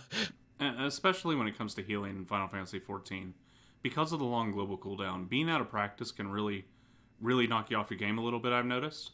Like, if I go for a while without playing my Astro, it takes me a few dungeons to really get back in the groove of things. Like today in Dead Ends, I hadn't played Final Fantasy XIV all week. And I let a guy die just because I brain farted on Isunaing his Doom off because he got hit by a mechanic he didn't. I his swift saw dodge. the number on my Doom debuff tick down to 0 before it cleansed from me. Yeah, I noticed it I when it was on you. watched myself die, and like I was expecting my health bar to empty out, I but got it it. must have the server must have registered that you were successful before my client registered that you weren't successful. So even though it didn't look like I was cleansed, I still got cleansed. Yeah, you. I barely saved your life, and then the red mage fell over. Oh man. Dooms, don't forget they exist, please. Yeah, and there are two types of dooms in the same dungeon. In that one of them is a top everybody off to get rid of the doom, and that's the if you get hit by the butterflies in Warm Glow, the Warm Glow fight. That's just named Warm Glow now, is it? And that's all that's relevant in that fight is Warm Glow. And still cannot time a Helios perfectly to offset it. I've got to stop pushing that button as early as I am. It has to be almost near the end of its cast before I start casting Helios to get it off right. But I'm pushing it just a little too soon. You should try using, I don't know, wasn't there a cooldown you've got that like the sect one that will give you your shields back? Oh, right, neutral sect. You should neutral sect your way through it. Yeah. Since you can't seem to time the heal right, just cast it first. That would work. But yeah, it's that. For one of them, I can rewind time. I could cheat on one Warm Glow. And then he'll just do it again.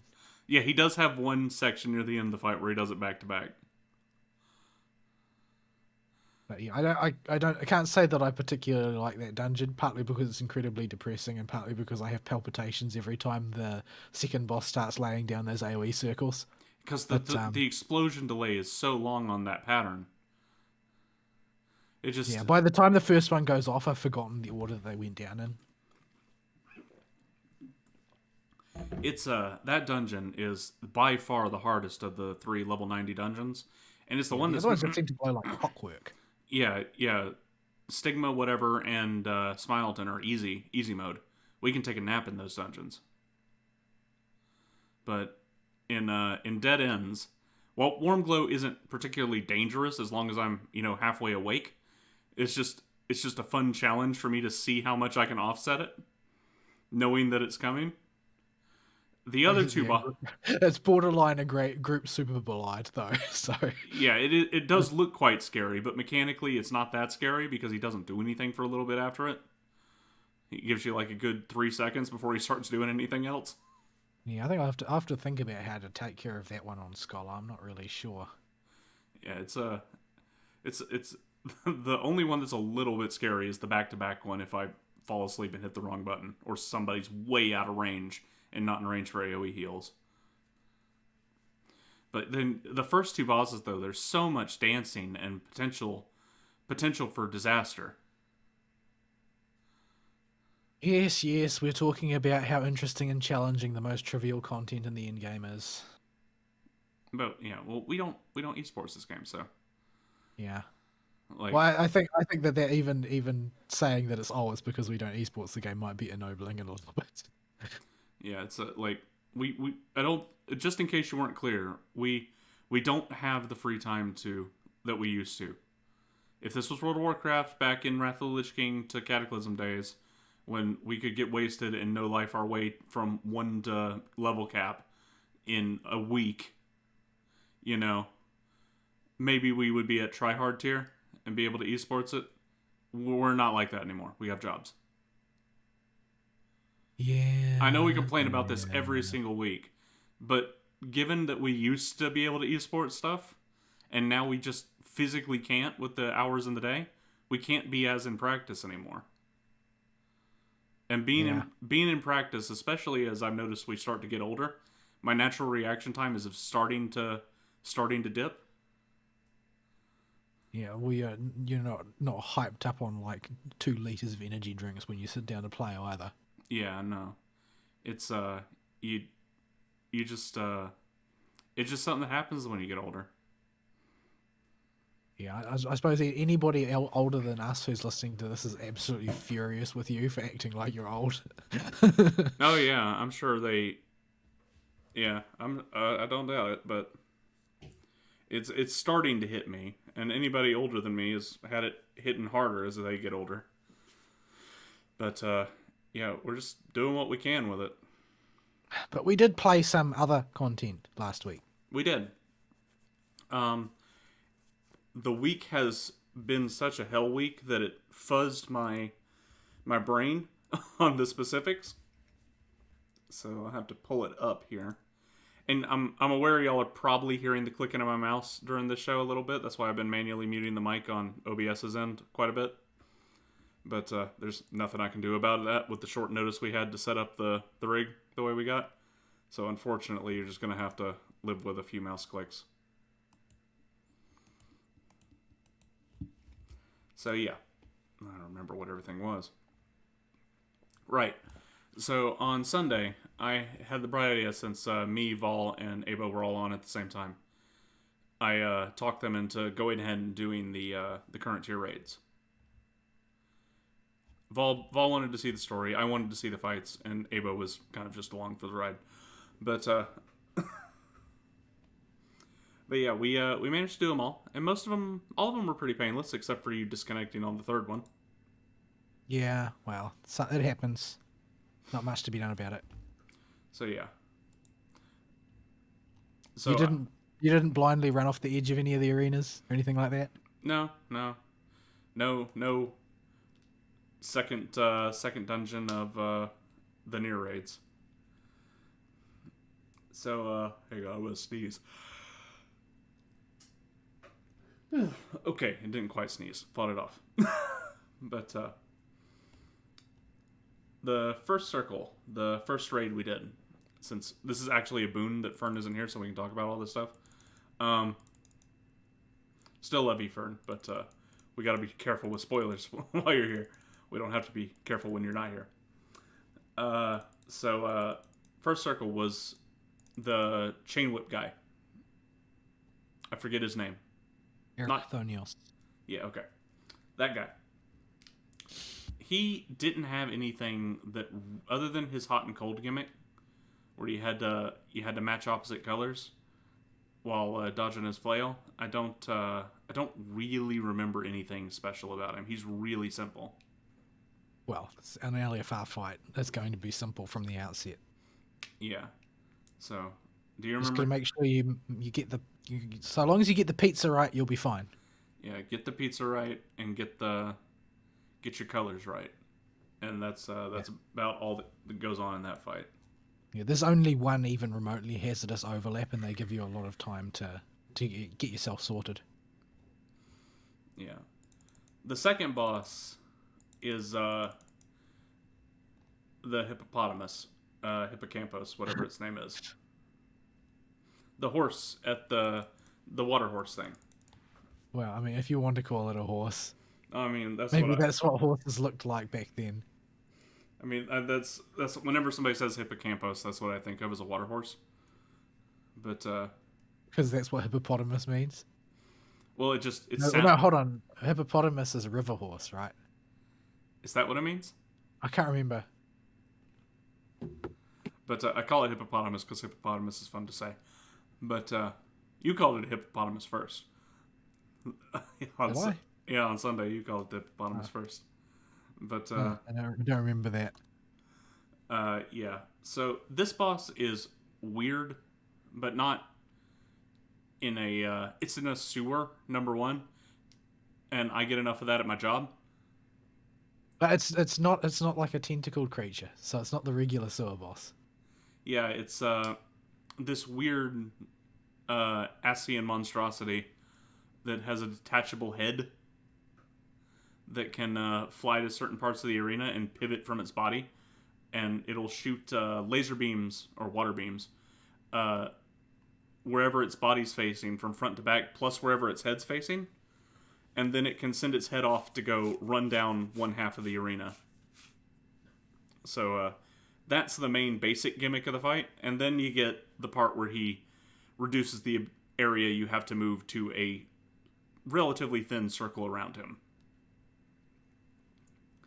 And he has your standard spread out, stack up stuff during this phase. But the big one that kept getting people when we did it, I don't think it killed anybody. No, it definitely killed at least 1 or 2 people now that I think about it. Was the sewer eruption or whatever it is. The Chaser AoE. Chaser AoEs always seem to get people. I think that's because people normally, like you normally, especially throughout the earlier stages of the game, you were often taught to minimize your amount of movement. Once you get out of an AoE, you want to stop moving. You don't want to keep moving, because if you keep moving and then another AoE comes down, then you're going to take up more space if they overlap. Mm-hmm. But chasers are the opposite. Chaser, once you get out and get safe, you don't stop moving. You act as though you're still in danger. And if people act instinctively to move and then stop, well, then they're going to get hit by every chaser as it comes after them. Yeah, and it's you put it on a tiny circle where everybody's in a nice lined up line, and what inevitably happens is you see one guy get it and go run right through everybody else, and nobody else reacting appropriately to it. Well, it's once somebody decides to start a move of pure chaos like that through the group, there's not really much you can do. Like, people, even if they recognize what's happening, oftentimes there's just not really a very good reaction that you can employ. I was able to correct it one time, but I can only rewind time once.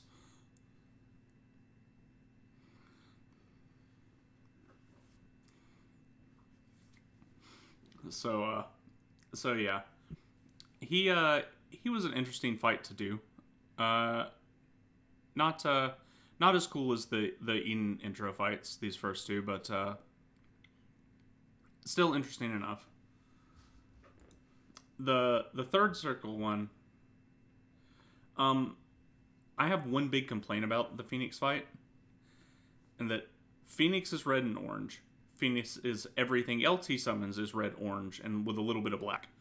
But you're on a arena that is also red, orange, with a little bit of black. And of course, orange is the standard color for an AoE template. Yeah, so it's very hard to see stuff going on in this the first time you do it.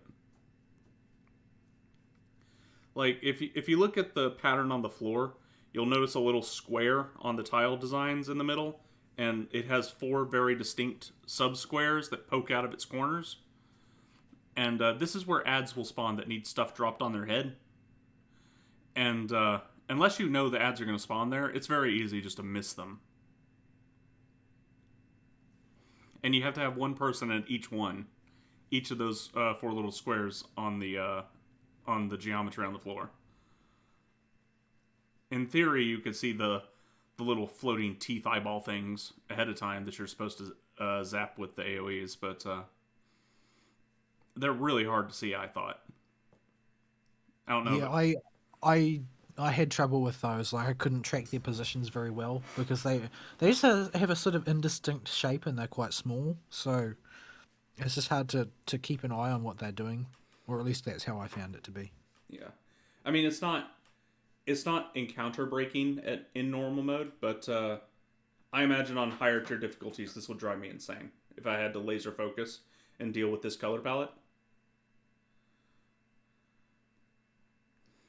Yeah, I don't know why they always do this. It seems like firefights have always been this issue. Is that it's very much a UI fight in some ways than a actual technique fight, because it's so hard to track what's going on because everything is the same color, and it's always the way.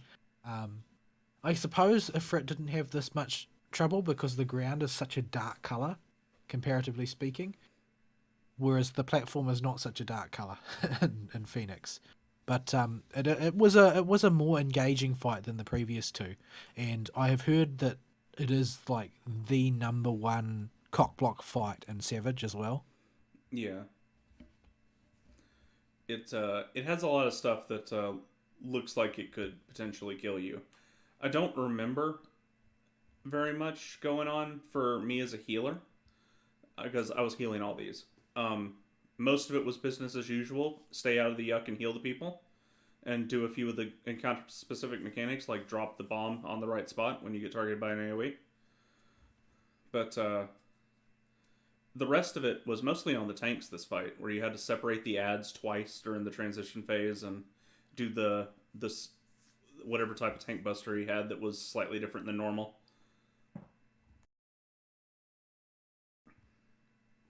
But yeah, that was pretty much Phoenix. I don't remember anything else that stuck out with him. Do you remember anything that was?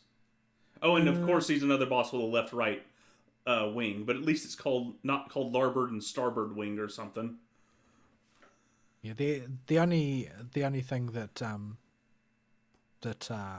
I found was a bit troubling was that when you are obliged to tank the ads at the edge of the room, but at the edge of the room as the tank, you basically can't see when he's doing a frontal cleave, and you can't stand in that. Yeah. Because you're at the edge of the room, and the frontal cleave's telegraph it's a semicircular shape, and so you can just see a tiny little line across the edge of the platform where you are, because most of that telegraph is going to be out over empty space. So unless you watch his cast bar, you're not going to know that he's cleaving. Mm-hmm. So yeah, it's an interesting fight.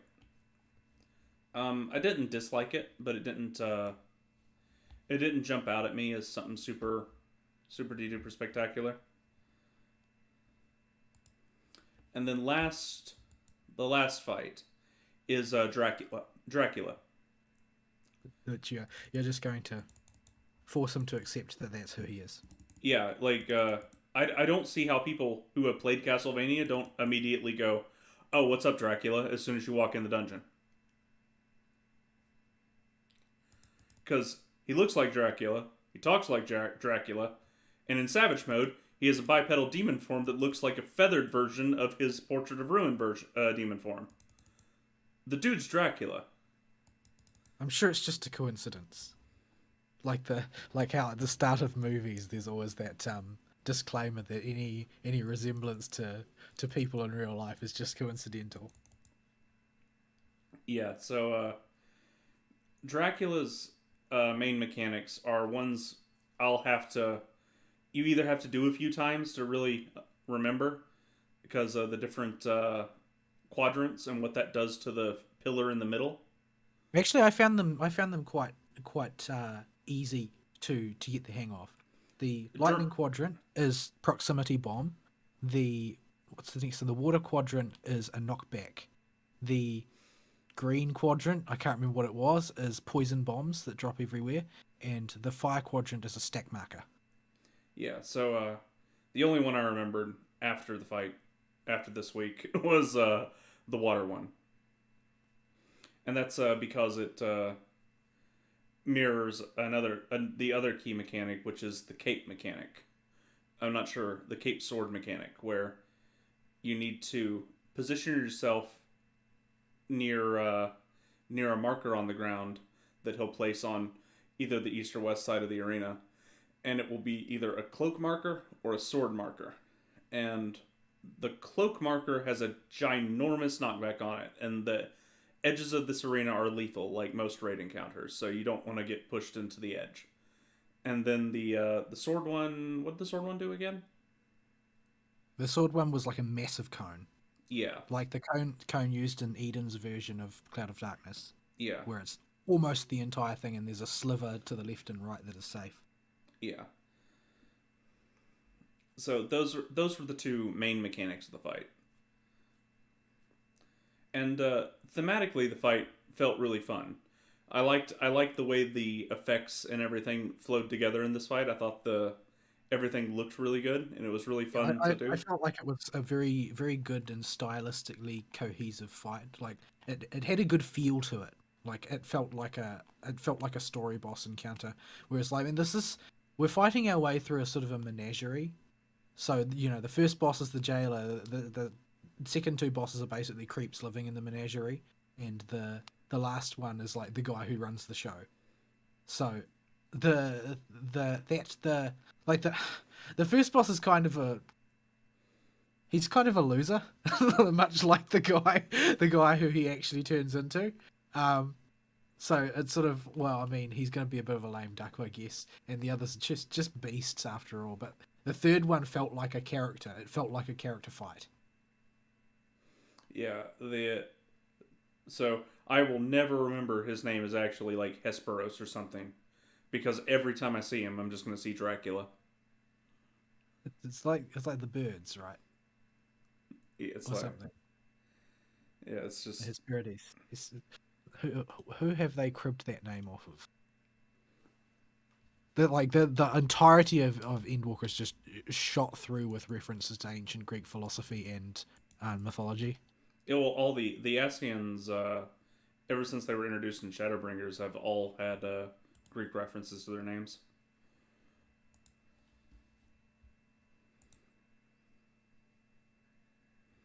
Yeah, Hesperos is evening star, the planet Venus in the evening.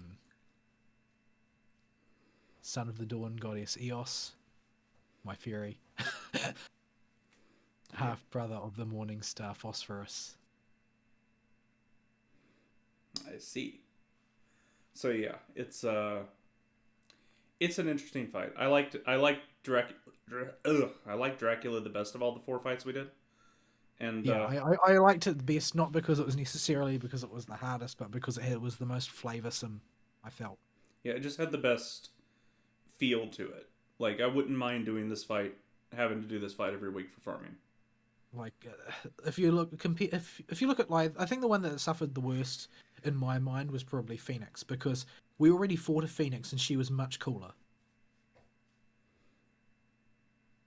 Like, this is just, no pun intended. This is just like generic animal firebird that is very angry and sets fire to things, is what we were dealing with in Pandemonium. But when we fought Suzaku, she was a really interesting fight, like really interesting by comparison. And even before that, you had a much more thematically weighted Phoenix with Louis Sois. Yeah, no, I mean, he was like the Phoenix Primal. Yeah, Like we've it feels like a step backwards in some ways, like thematically. I know it's got its own theme. Like the one you fight in Pandemonium is the prototype Phoenix, like the legendary Phoenix that exists in mythology that Louis Soir was able to become was based on this one, like descended from this one. And likewise, the Suzaku basically adopts the powers of the Phoenix as she ascends in her level of strength as a whatchamacallit, talking animal. as a petting zoo member. Yeah, and she becomes the Phoenix because that legend exists for her to conform to, basically.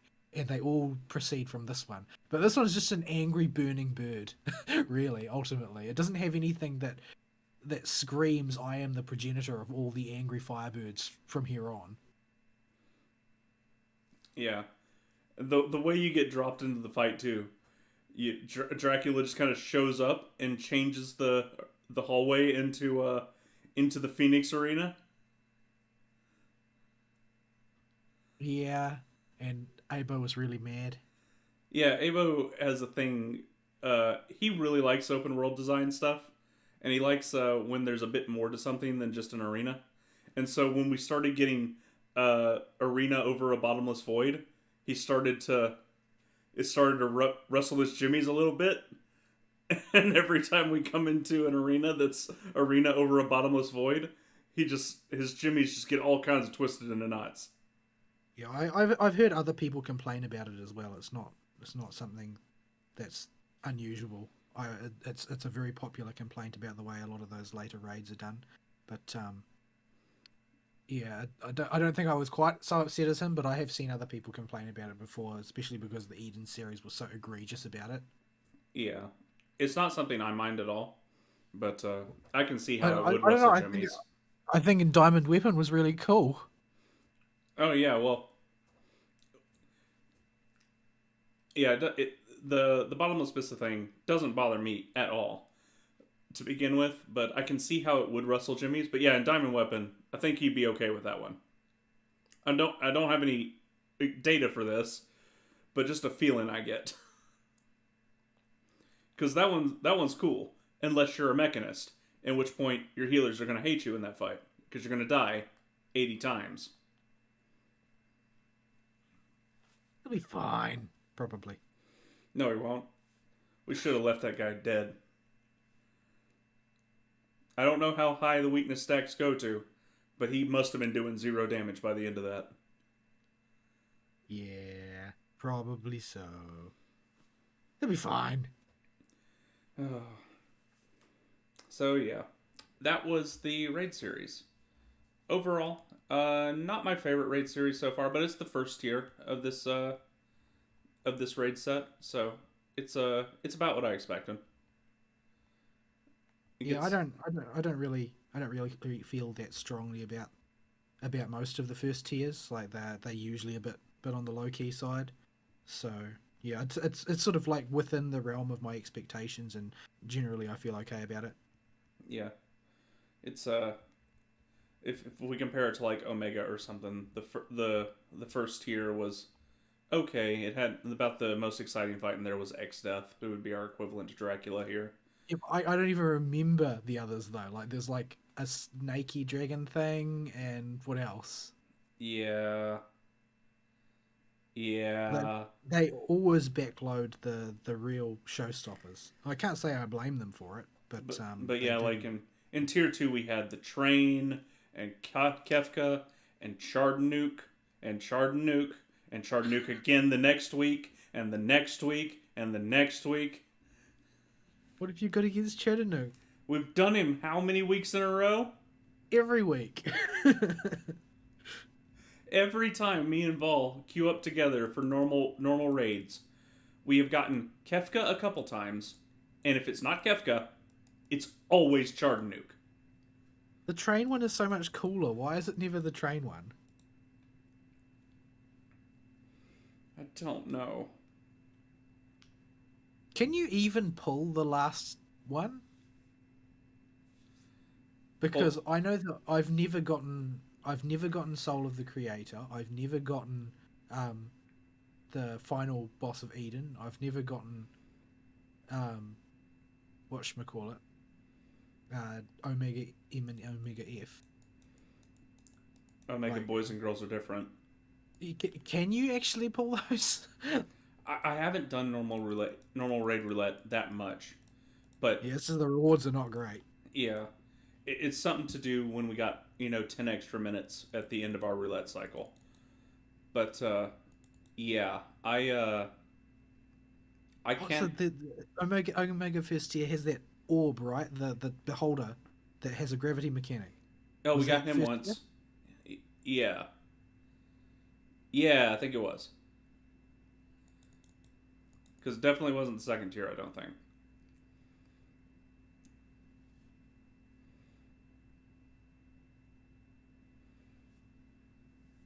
But yeah, as far as I'm concerned, normal raid roulette is just Chardonnuk, the roulette.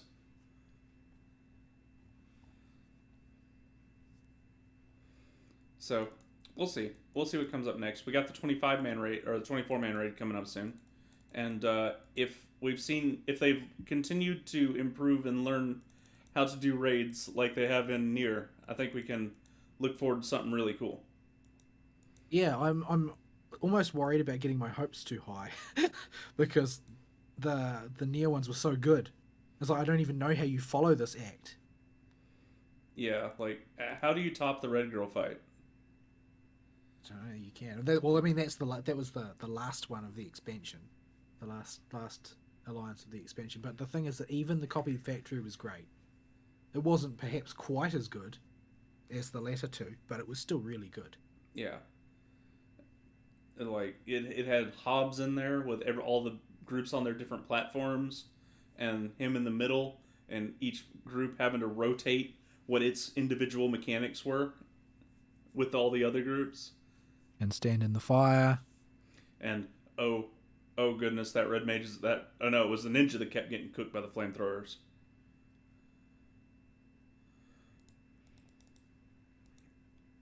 Yeah, that was a really good raid series. I don't have the foggiest clue thematically what they are going to be doing for Endwalker, but I mean, I didn't expect them to do a if I hadn't known they were doing a collab, I wouldn't have expected what they did in Shadowbringers either. So Yeah, but everybody loved the Zanir raids from what I've seen. The fights were just so good. Every single one of those raids has the only stinker is Hansel and Gretel. Yeah, the only criticism that I've heard about it, generally speaking, is that there are a lot of people who feel it was too easy compared to the Rabanastre series. Oh, that's because the Rabanastre series has 3-headed douche face. Well, it's got lots of things that rec groups that haven't seen it before, like that he's the worst, I think, because he's sort of like a really nasty version of Ozma, but Yeah. The calculator guy will murder you if you don't know what you're doing. The guy with the sniper rifle, he'll murder you if you don't know what you're doing. Like, I still see clips, especially with the surge of new people coming to the game. There were a lot of clips online of people getting massacred by that ability. Yeah. It's I don't mind the Rabanastre raids. I think they were interesting, but I would not want to have to, well, because they feel like they would get samey if you got used to them, but they're just. No, I think that you are never. I don't feel like you're ever going to.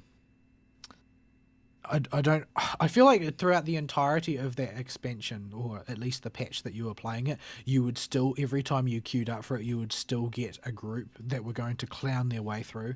I don't think that it would ever get samey. Yeah, I guess. There's going to be a different absurd challenge presented to you each time of people just like that last Tear Up Paradigms Reach run that we did. Like, that's every week. That's every week when it's new. I mean, I can only really draw on my experience with Labyrinth of the Ancients back when Labyrinth of the Ancients just came out, and every time we went in there, every time it was just a complete catastrophe, and we would get our way through it, but we felt really accomplished doing so.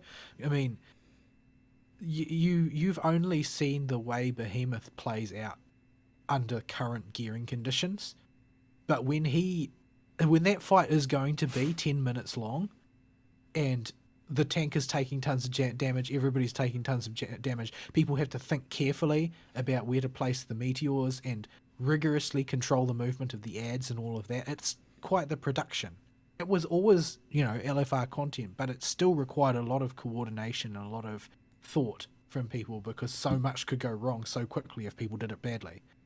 And so it didn't, even though it was the first Alliance raid, the first tier, it was still, it didn't really get boring, because it was, a new mob of insane people that you had to try and work your way through the raid with each week. So yeah, we'll know in a few weeks what they got in, not a few weeks, but probably a month or 2 or 3 before the next 25-man raid comes out. But when it does, we'll get to experience it firsthand and live through the clownery. Yep. And see what current modern raiding groups are like for 24-man raids. Oh boy. But yeah, I just if we had been playing during Shadowbringers actively, the near raids would have been so much fun to do. Because oh boy, was there a lot of opportunity for clownery, but they were all still so good even with the clownery. So yeah, we will keep you posted on our adventures through current content, but that's as far as we've gone right now, and I don't think we'll go much further, honestly. Yeah, I mean, there's a part of me that would really like to do the extreme trials, and they are sort of midway difficulty between the the savage and the regular stuff. But it's just, I think it's a bit of a bridge too far to bend my mind around that sort of stuff. And there's not that many groups that are doing it at the moment anyway, since it's now old content. And you do need to learn it. Yeah, and I just, I'm not going to set up a guild and do prog content again. Even if I had the time. It's not worth it. I don't think I need that stress in my life. Yeah, even if I had the time, I'm not doing that. It's just that type of progression doesn't appeal to me anymore because I've seen what it's done to me and other people. It does take over your life. Like it totally just consumes you and makes you way too. It makes you an unhealthy person to, in a whole lot of ways. I think to participate at that type of level. I say this knowing there are people that are going to listen to this that are savage content raiders, but it's your choice to do what you want. But in my experience, my life has been so much better without that anywhere near my life. Yeah, I don't think that I've got the energy to put that sort of a laser focus on any kind of game right now. That's just not really what I want to be doing. Like I like the process of working my way through a difficult raid encounter and conquering it. I do like all that stuff. The problem is that is not like an a la carte experience. You have to cooperate with a whole bunch of people to arrange your life around making that possible. I don't know if it's different from people who live in major time zones, but I don't. So I would need to quite literally construct my entire life schedule around doing that if I wanted to do it. Yeah, and at best, if it's in your time zone, it's still consuming all your free times in the evenings when you would have a little bit of time to do what you want to do after work, or and that's not even counting the prep time for it and the practice time. But it's going to eat all your free time in the evenings for your freest days of the week. Like it's too much stress when you have a job. Basically, is what I'm trying to say. But I've been so much happier without MMO progression bleeding edge in my life. Taking it easier and putting my attention on other things like some single player games or actually getting work done. You know, that makes me feel like I'm in a much healthier mindset.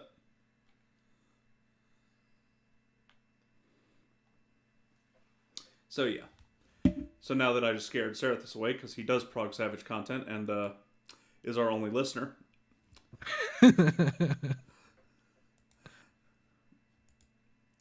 What you call it?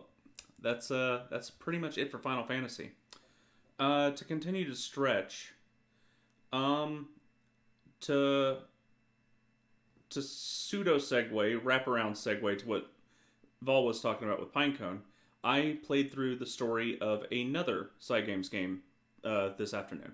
Well, I finished it. I've been chipping away at it slowly, and finally did the marathon sprint for the end to see the end of its story today. And that was the last chapter in the Reveal arc for Shadow. I almost said Shadowbringers. Shadowverse. So, for those that don't remember, Shadowverse is the anime card game I was talking about for a while, about 3 or 4 months back, and was playing it pretty decently and having a good time with it. And you might remember me saying I was really getting into the story at the very end of it.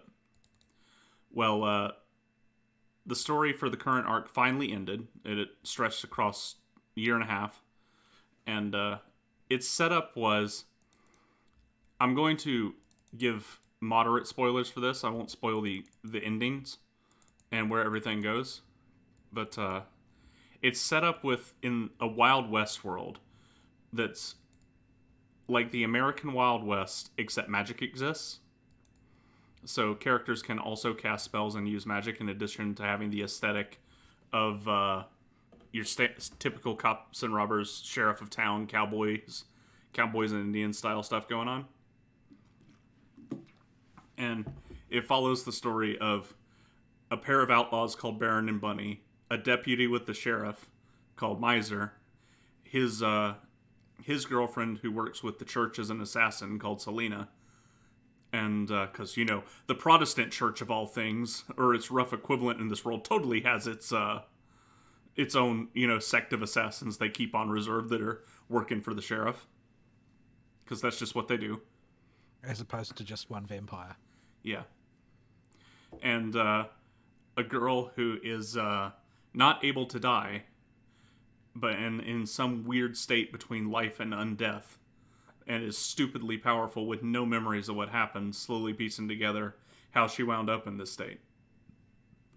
And it's their adventures in a world controlled by 3 what they call Titans, who are effectively the demigods of this world.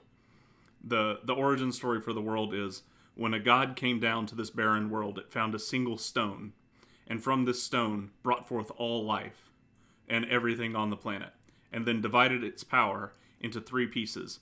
And these 3 pieces of power manifested as 3 different beings. A Titan of Force called Not Not, who's a Southern Belle who can control any type of offensive force or any type of really anything. She is Force incarnate.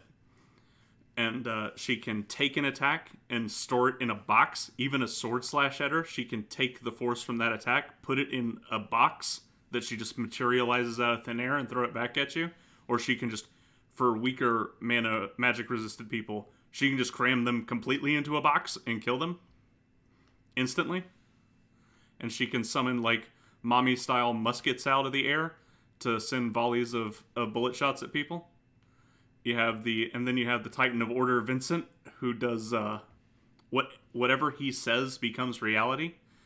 Thankfully for the world of Reveal, he is not very creative with that power because that's absurdly busted. And he's a generally reserved type person in general, and he works as the sheriff of the town. And then you have the Titan of Prosperity with the funniest name I've ever heard, called Ishilindrig. Or as they say, it is the Japanese, they say Ishilindrigu. But he's the Titan of Prosperity and has an equally busted power to Vincent, where everything in the world was manufactured by him and is therefore owned by him. And anything that he sees as being taken from him, he can reclaim in any way he sees fit. So if you inflict damage onto him, he can inflict that damage back on you in return and heal the parts of him that were damaged. And the whole crux of this conflict is that Ishilindrig has gone out of control and is starting to oppress everybody, except for the people he's deemed as productive enough in society to be locked up inside his little paradise where the upper crust and the elite live. And you follow the adventures of these 5 people as they make their way to finally take a fight to Ishilindrig, working with Vincent and Not. And eventually you figure out Ishilindrig's real plan is to finally find somebody that can kill him, because nothing of the world can kill him. Because he made everything in the world. All the weapons in the world are technically his, so he can't die from it. But and he's waiting for somebody to kill him in his old, decrepit, aging body, despite being a demigod, so that he can jack their body and and continue to live, because he's horrified of death. And predictably, somebody does eventually kill him in the first arc. And this leads to the Velstar arc, which, after Ishilindrig has succeeded and taken over a character's physical form, he enslaves the entire world and turns it into a literally monstrous world where creatures from Japanese mythology and yokai and various other demons, and Western mythology like vampires and dragons and Western dragons are walking around. And then you realize that all of this has been happening over and over again in a time loop. And that one semi-omniscient character from the initial arcs of the story that you haven't heard from is sitting there watching this thing, trying to find a way to save everybody who's stuck in bad ends. And it continues to spiel out the mystery from there, ending in the final loop where a vampire, a nine-tailed fox, a sword spirit, and who's the other one? Oh, a humanoid dragonkin managed to surprise her enough that she's like, okay, I can only do this once, but I'm going to send you back to the Wild West, and you're going to figure out how to stop this world from going to hell in a handbasket. And so you have a vampire who is totally not Alucard from Castlevania. His name is Aluzard, by the way, with a Z. TM. They're not that creative, are they? Like vampires. It's like, oh well, I'll spell my name backwards, or I'll change one letter. Yeah, and he is a straight his artwork is a straight rip of Symphony of the Night Alucard. There I go, Alucard. And then you have Sekka the Nine-Tailed Fox. She's mostly there as the group cheerleader, and the boys, the other two boys,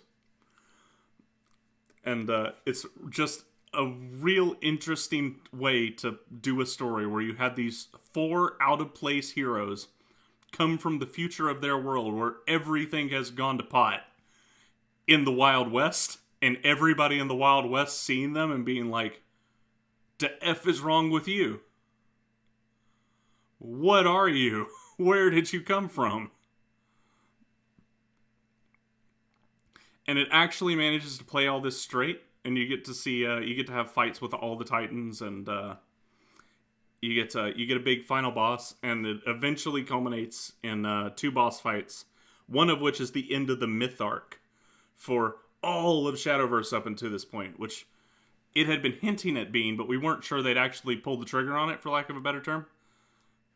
And they finally did, and concluded a full arc of the story. And I'm just so happy when a game is willing to end an arc.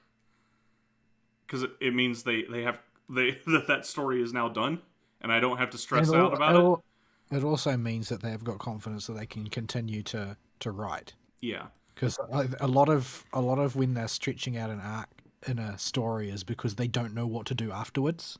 Yeah, and it clearly was all building towards this. Although we still don't know what the other 7 original characters, because the only one that continues into the Reveal arc is Orisa. Everybody else is MIA. And that turned a lot of people off initially until they fell in love with Baron and Bunny and Miser and all them. And they started to love the new characters, even more than the old characters. But at first it was really bumpy. But they did remember that there was a ongoing thread throughout the initial arcs. And they still have a greater myth arc going with the Keepers in general, the big bads of the universe, these authorities in the universe that are godlike in power, that can dictate what happens to certain worlds when they deem them worthy of their attention. But we finally took out the one that's been a pain in the butt since the beginning and was the instigator of everything. And it was nice to see them willing to conclude Arisa's story, because that conflict was her story. It also means the poster girl's story is now done. So I'm not sure where they're going with this. They drop a few foreshadowing hints at the end of the arc in an epilogue, but we'll have to wait and see with that. And the last boss fight is absolutely brutal. Easily the hardest boss fight I've ever done in any card battle, anything. I had a properly constructed deck for many of the classes that you're allowed to take into the fight. And it locks you out of it locks you only out of 2 crafts. You can't do Swordcraft or Bloodcraft, which unfortunately are my main crafts. So, it's the equivalent of being locked out of white and black in Magic. So you can't do... There's some scenario where that could happen in WoW, wasn't there? Or something. Oh, you mean in Hearthstone? No. I'm trying to think. Like I remember hearing that mechanic. Oh yeah. It was like the way it used to work when you got counterspelled in World of Warcraft and PvP. Oh right, yeah. If you counterspell, you always used to have to be careful to try and bait out counters to your off skill, so that you could use your main skill to fight with. Yeah. So it made the fight for Nexus the big keeper boss of the story really easy. But after her, you fight Ishilindrig round 3. And Ishilindrig round 3 has 3 times... I can't take that name seriously. No, nobody can. In the English dub, they abbreviate his name as Icy with a southern accent. A really thick California southern accent. So it's totally fake, just to make it even worse. As much as I bang on the dub for its bad Southern accents, it actually is a competent attempt. Shadowverse is notable in that it fired, like Final Fantasy XIV, most of its voice cast after the first arc and replaced them. Like, you have to go dig up the old voice files for most of the cards because they just replaced everybody because the original dub was so bad. And it's as a boss fight, he has like 3 times the health you do as the player. He has his effect that I mentioned before, where anything done to him he can reclaim. So if you do damage to him, he's going to take that health back out of your head. So you have to be very careful not to accidentally smack his face before you can 3 times over OTK the enemy player. And this whole time he's playing brutally unfair boss cards. Like things that, and it gets increasingly more ridiculous effects the longer the fight goes on.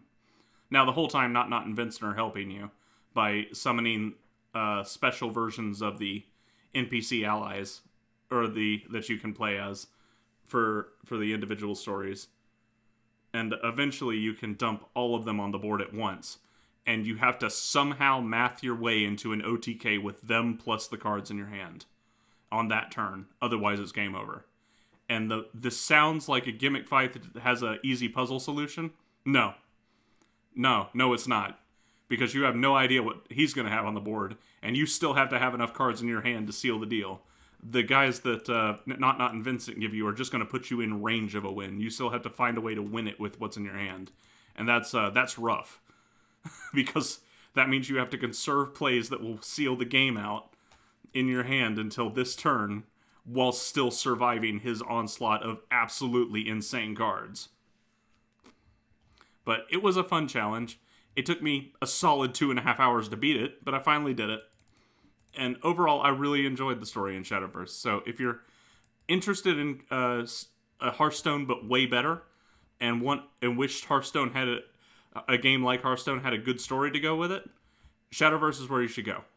The Reveal arc is worth it by itself. The other arcs vary from okay to the initial arc being pretty bad and taking a while to get into, but it picks up steam really hard during the Reveal arc and is worth the price of admission by itself. And you can skip just straight to the Reveal arc now if you want to, after you clear one character's initial arc in the first story. So, there you go. Piece of media recommendation for you. Now that it's all out, you can do it all in one stretch. Good luck beating Aishil and Drig without a proper deck, though.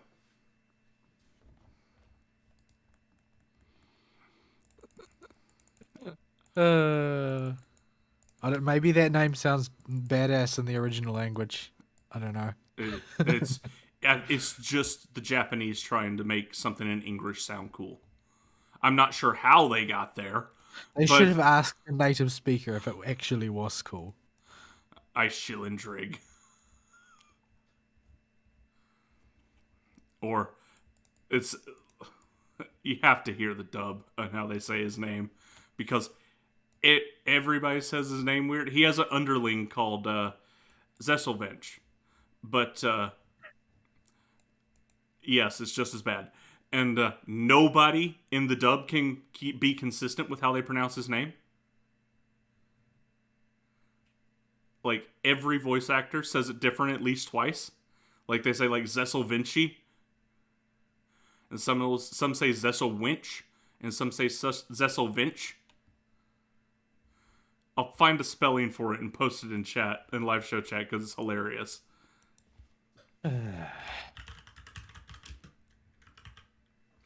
Let's see. Here it is. So, if you know how to pronounce this name correctly, please send me a telegram. Because the Dubcast sure doesn't. You don't actually have a Telegram account, do you? No, I was... remember that word has come back into parlance now. Send me a carrier pigeon. I will now... BRB going to found new social media startup called Carrier Pigeon. That is how you spell Aishil and Drig. I mean, he's got a really cool. Did they just get the office cat to walk across a keyboard? I have no idea. I mean, he's got a cool design for a villain. If I can find an image here, he looks really cool, and he's got a nice menacing aura to him for a bad guy. He's like He's waving with glasses. He's the glasses are pulled up to cover his eyes properly when he's standing. And unfortunately, Shadowverse doesn't have a huge Western presence, so I can't find his. Honestly, it just looks like he's had a bladder accident all over his chair. Does it? All the gold splotches. Yeah, he's. I didn't notice that until you said it. But yeah, the character and outfit designs for this expansion really stick out to me. They do the chair thing for all the Titans. Like here's not your Titan of Force in her boxes.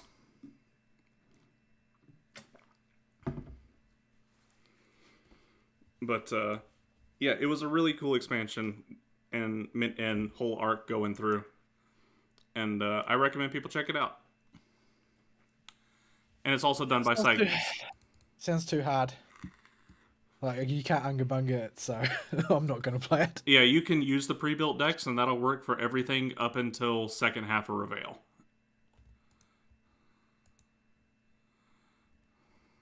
But yeah. And you can... It does let you skip the fights if you just want to see the story. You can just read the story. It's undignified. But yeah, that doesn't seem right.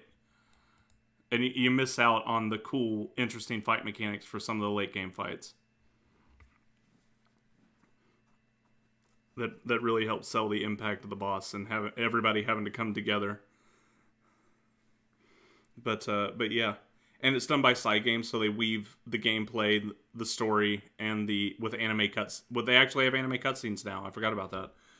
Shadowverse didn't used to have interwoven anime cutscenes like Pinecone did, but during this last part of the arc, they did weave some in, and they included a big final showdown between after you beat Nexus and Ishilindrig.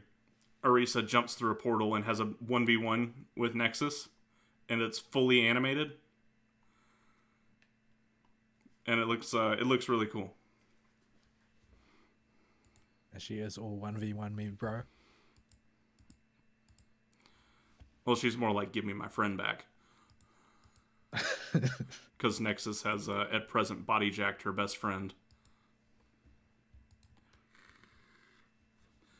But, yeah.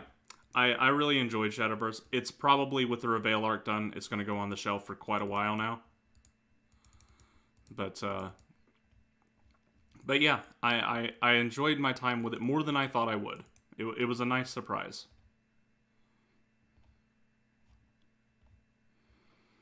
So, yeah, that was me stretching 4 hours of my afternoon into about an hour of week. So, that's about it for our weeks. We've stretched about as much as I think we can reasonably stretch. Mm-hmm. And, yeah, we have a few newslets if you want to touch on any of them that jump out to you. I just kind of shotgunned them all in there. I guess we'll just hit all of them and see what we can say about them. All right, we'll start at the top then. So first up, keep in mind I've only skimmed these articles because we were scratching for content. So deep knowledge not exactly in there for most of these. The first one is the biggest no duh I've ever heard. Epic Games won't support Fortnite on Steam Deck, says Tim Sweeney. Did people actually expect it to be on the Steam Deck and supported? I think that people probably did because it's... I don't know. It seems almost like more bad faith regulation for it not to. I mean, I don't think that Fortnite is played by the Steam Deck demographic generally for the most part. Like, those people who need to play Fortnite for some reason on a portable device will probably play it on a tablet. But But yeah, I don't think that I don't think they're saying this is a technical limitation, ultimately, because it's a totally novel type of hardware, and that their really deep anti-cheat mechanisms are not going to work on it. But that seems to me like a problem that would be trivial to solve if they had a will to do so. Yeah. And I don't think that they do. I think they resent the emergence of yet another Steam platform that they have to fight against, and I think it makes them look petty to be so cavalier about saying no, it's not going to be supported, because they could have just said, oh, we're still looking at our options at this time of how we can bring it to this new possible market. You didn't need to say anything that was committing to any course of action, but they did, which seems to me to mean that it's not actually a technical problem to be overcome, but a commercial problem they'd have no interest in addressing. Yeah, I guess I just have a more cynical take on Epic than most people do, in that I don't really have a good justification for why I'm so cynical towards Epic. But they just always have felt real scummy since the Epic Game Store launched, and I don't trust them. Well, that whole Epic Game Store thing was about increasing the amount of exclusivity in the gaming space, which is something that everybody who plays games resents. Yeah. So yeah, it's Epic being Epic.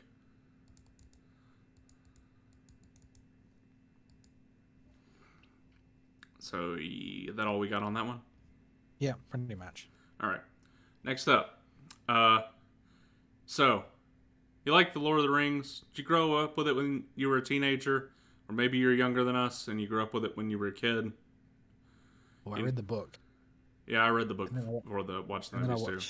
But the movies are, despite their flaws, they are an extraordinarily good and quite a faithful recreation of the story as written by Tolkien. And quite frankly, those 3 movies are the only thing that we need. We don't need any Hobbit movies, and we don't need any freaking Amazon series. Yeah, like those 3 movies captured the books just fine, I think. The omission, the tone is mostly right. Yeah, the omissions are relatively. They cut the the least impactful stuff they could, and got a very coherent story with a nice through line between the 3 movies. You know, it has a very clear, defined beginning, middle, end, and it's mostly aged pretty well visually as well. Yeah, the practical makeup that they did for the orcs still holds up today. Unlike the Hobbit, which is going to look atrocious in a couple years. Yeah, like I know that kind of work they put into the original Lord of the Rings must have cost them and taken a ton of effort, but it's really shown. Like when you have just I watched the behind the scenes for those videos. I don't know if you have, but not all of that. I've watched, because I mean, if you've got like the full extended edition, there's like 8 hours of behind the scenes content for each movie. Yeah, I've watched them before, back when I had that kind of free time to just watch stuff at willy nilly, and I've watched probably a good half of that at least, and just the amount of makeup they had to do for the extras. They just had tens of extras in a makeup room with what must have been 100 more waiting outside to set up orc makeup. And the only CG they did from that they showed in the behind the scenes anyway was to take those orc actors and duplicate them. Yeah, to flesh out the numbers. Yeah. But I still remember hearing them say that that it was the highest number of horses, for instance, had ever been gathered in one place for a movie. Yeah. And that must have been a logistical nightmare, but it's paid off in that those movies still hold up just fine. Yeah, and they did create something that is now sort of like a cinema landmark. Like those movies will be remembered. Yeah, it's unlike the Hobbit movies, which will not, except for the fact that they were incredible disappointment. Yeah, I don't remember a thing that happened in the Hobbit movies. There's nothing worth remembering. It was not very good. So yeah, you know how we liked all that? What if we made everybody a woman, fat, and black? Because that's just what you do these days. You know, any combination of those three, but generally one of those three at least. So, yeah, the inevitable has happened, and the the first trailer for the Lord of the Rings: The Rings of Power, which is the new series being produced by Amazon, I believe, is going. The trailer's going to air on Super Bowl Sunday, whatever that is. We don't have Super Bowl in this country. And so the photographs, the promotional photographs from Vanity Fair have been circulating around the internet, and let's just say that there hasn't been a lot of approving commentary. Yeah. I'm not sure what they're going for with this. You aren't? Well, I know what they're going for, but I don't. Obvious what they're going for. I know that their agenda is. They're trying to run it right into the ground. A better way to say it is I don't know how anybody could find this appealing. There are legions of people trying to defend it, or rather, at least one person and lots of bots. But there's lots of people who are trying to defend this, and they're basically saying that anybody criticizing it isn't a real fan of Lord of the Rings. But I don't really see where they're coming from, since there seems to be a egregious violation of everything that takes place in Lord of the Rings. Yeah, sorry, you don't get to just change a character's, race or ethnicity or gender on a whim just because you want it to be more inclusive. If you want your inclusivity, I will permit you your inclusivity and not rag on you if you do it with a brand new series. If you don't touch what already exists. Well, you wouldn't notice in a brand new series, though, right? Yeah. Like, nobody... I watched a movie, I can't remember what it was called. It was many, many years ago. But it was about gangs in Chicago or something. It was a generic movie somebody dragged me along to. And virtually all the characters were black, and it was that was what it was about. But it wasn't based on some other IP. It was just happened to be a story that was entirely about mostly black characters. Mm-hmm. And nobody would have accused it of having any properties one way or the other in terms of inclusivity, because that was the story that it was. It was about those people. It wasn't some other story that had the characters replaced. Yeah, if you come in here and you fundamentally change characters that already exist, it just reaffirms what we already know about you, and that you're creatively bankrupt and have no way to come up with an idea of your own that's going to be able to latch on with the public these days. So you have to take something they already know, and you have to just insert your ideology in there, because you're not only creatively bankrupt, you're a morally bankrupt little individual who doesn't care about trampling on the memories and legacy of things that already exist. Right, so the pictures that have been circulating, and they include one of the portrayal of Galadriel in this series, which is she's in full armor, which is it looks like it's been modeled on some of the old depictions of Joan of Arc's armor. The thing is that while Galadriel was extremely powerful because she was one of the original generation of elves, and therefore has a lot of sort of ontological weight in the world simply due to having been around for almost eternity, she was never a fighter. She never was a general. She never led an army. She didn't do any of those things. So seeing her wandering around a battlescape, walking away from an explosion without looking at it, carrying a sword, like, this character is not Galadriel, and has no ties to the original character of Galadriel as she exists in the Silmarillion at all. It's something that they have made up. They have wanted to make her into an action girl, and they have done whatever is necessary to do so. Yeah. Other photos. Oh, were you going to say something? Oh no, it's okay. You can go. I suppose the best contrast to make with this is the picture of Elrond, who they are characterizing as a politically ambitious architect, as opposed to the herald of the Elven King who went to war against Sauron.